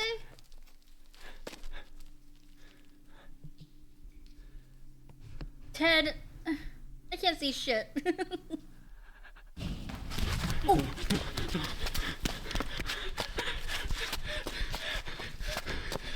What was that?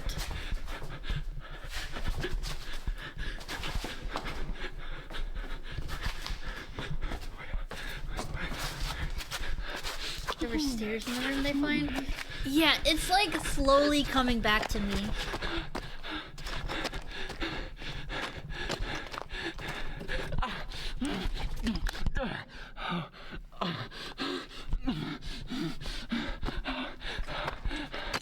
An additional hole where the security came out of.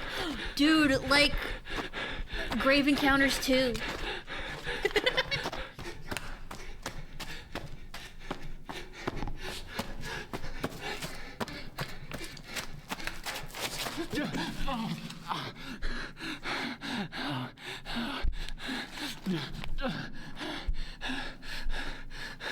Hello. The death whistle? Ugh. Like an actual death whistle?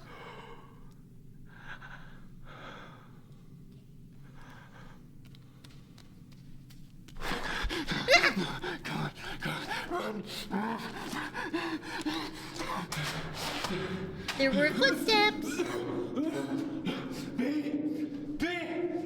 I don't like that.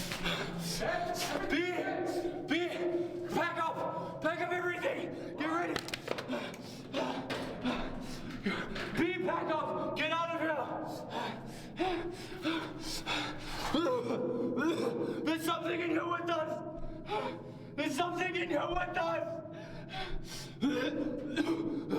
Don't throw up.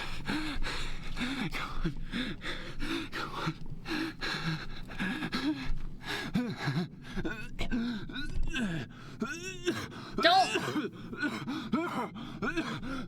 What's that smell? Did he say, what's that smell? Oh, the dog, right. Please, no.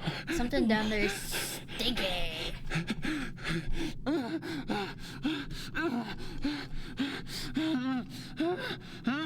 No, I'm stuck. I'm stuck. Kratos into hole. No, I would never do that to my boy. No, no.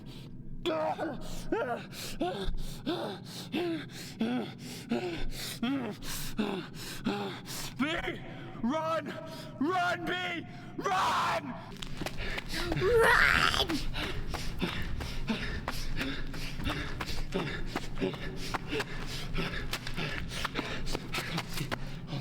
Why will not let it work? Come on. Come on.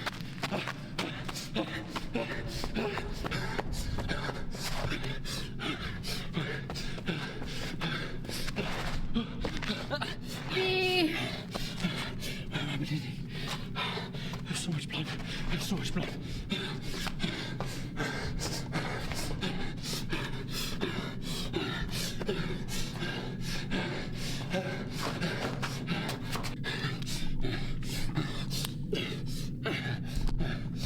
Oh.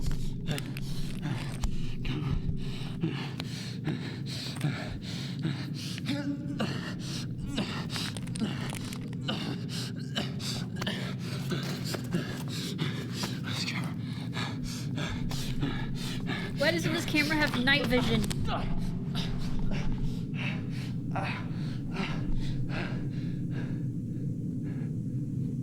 Ew! Oh, it's being pulled!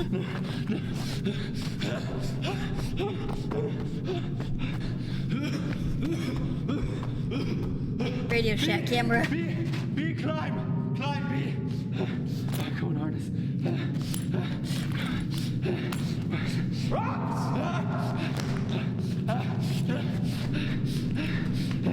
Wait a minute. Come on. Come on.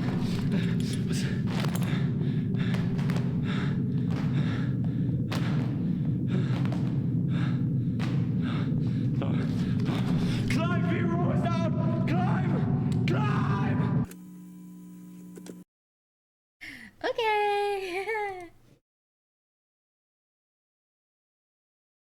The cave that screams. Ted's caving journal. I've watched this guy before. He's okay. He's pretty cool. Yeah, I think that will be it for me for tonight. Thank you guys for coming though, I appreciate it. And don't leave stream yet, okay? I like to raid with as many people as possible. Where's the music? There it is. Yeah, that was fun. I had a good time. That was very chill, and I enjoyed it. This guy also has an... Oh, he did Hollow Birds? Oh. Okay. I do like Hollow Birds. That's really cool.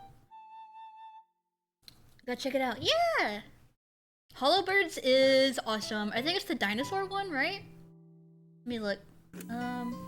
Oops. Don't play that. Yeah, the dinosaur one. Yeah. Okay. Yeah, Hollow Birds is very good. I like Hollow Birds. Dinosaurs, yeah! But yeah, I will see you guys again on Tuesday. Because today's Saturday, right? Yes. Okay, I'll see you guys again on Tuesday. I'll probably be playing some more,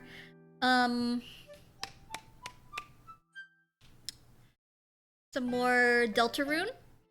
And then I want to play maybe Half-Life Episode 1 or Ark. I don't know. I'll have to see what I'm feeling. But yeah, I'll see you guys on Tuesday. Thank you for coming. I appreciate it very much. Let's see who I can raid. Let's raid Ratty. Click. Brady is playing Pal World right now. And it was fun. Yeah, I'm glad you guys had fun. Speaking of the Donathon stream, I still need to put I still need to do my little giveaway. I'll probably do that Friday? Probably. But yeah. Please join my Discord server if you haven't. I also have a Blue Sky and a Twitter that you can follow. I also have a VGen, a Throne, a Patreon, and a merch store. Go away, ad break. Shut up. I also have a YouTube channel and a VOD channel. And I have a new tabloid that you can go and download and make me sing funny little songs.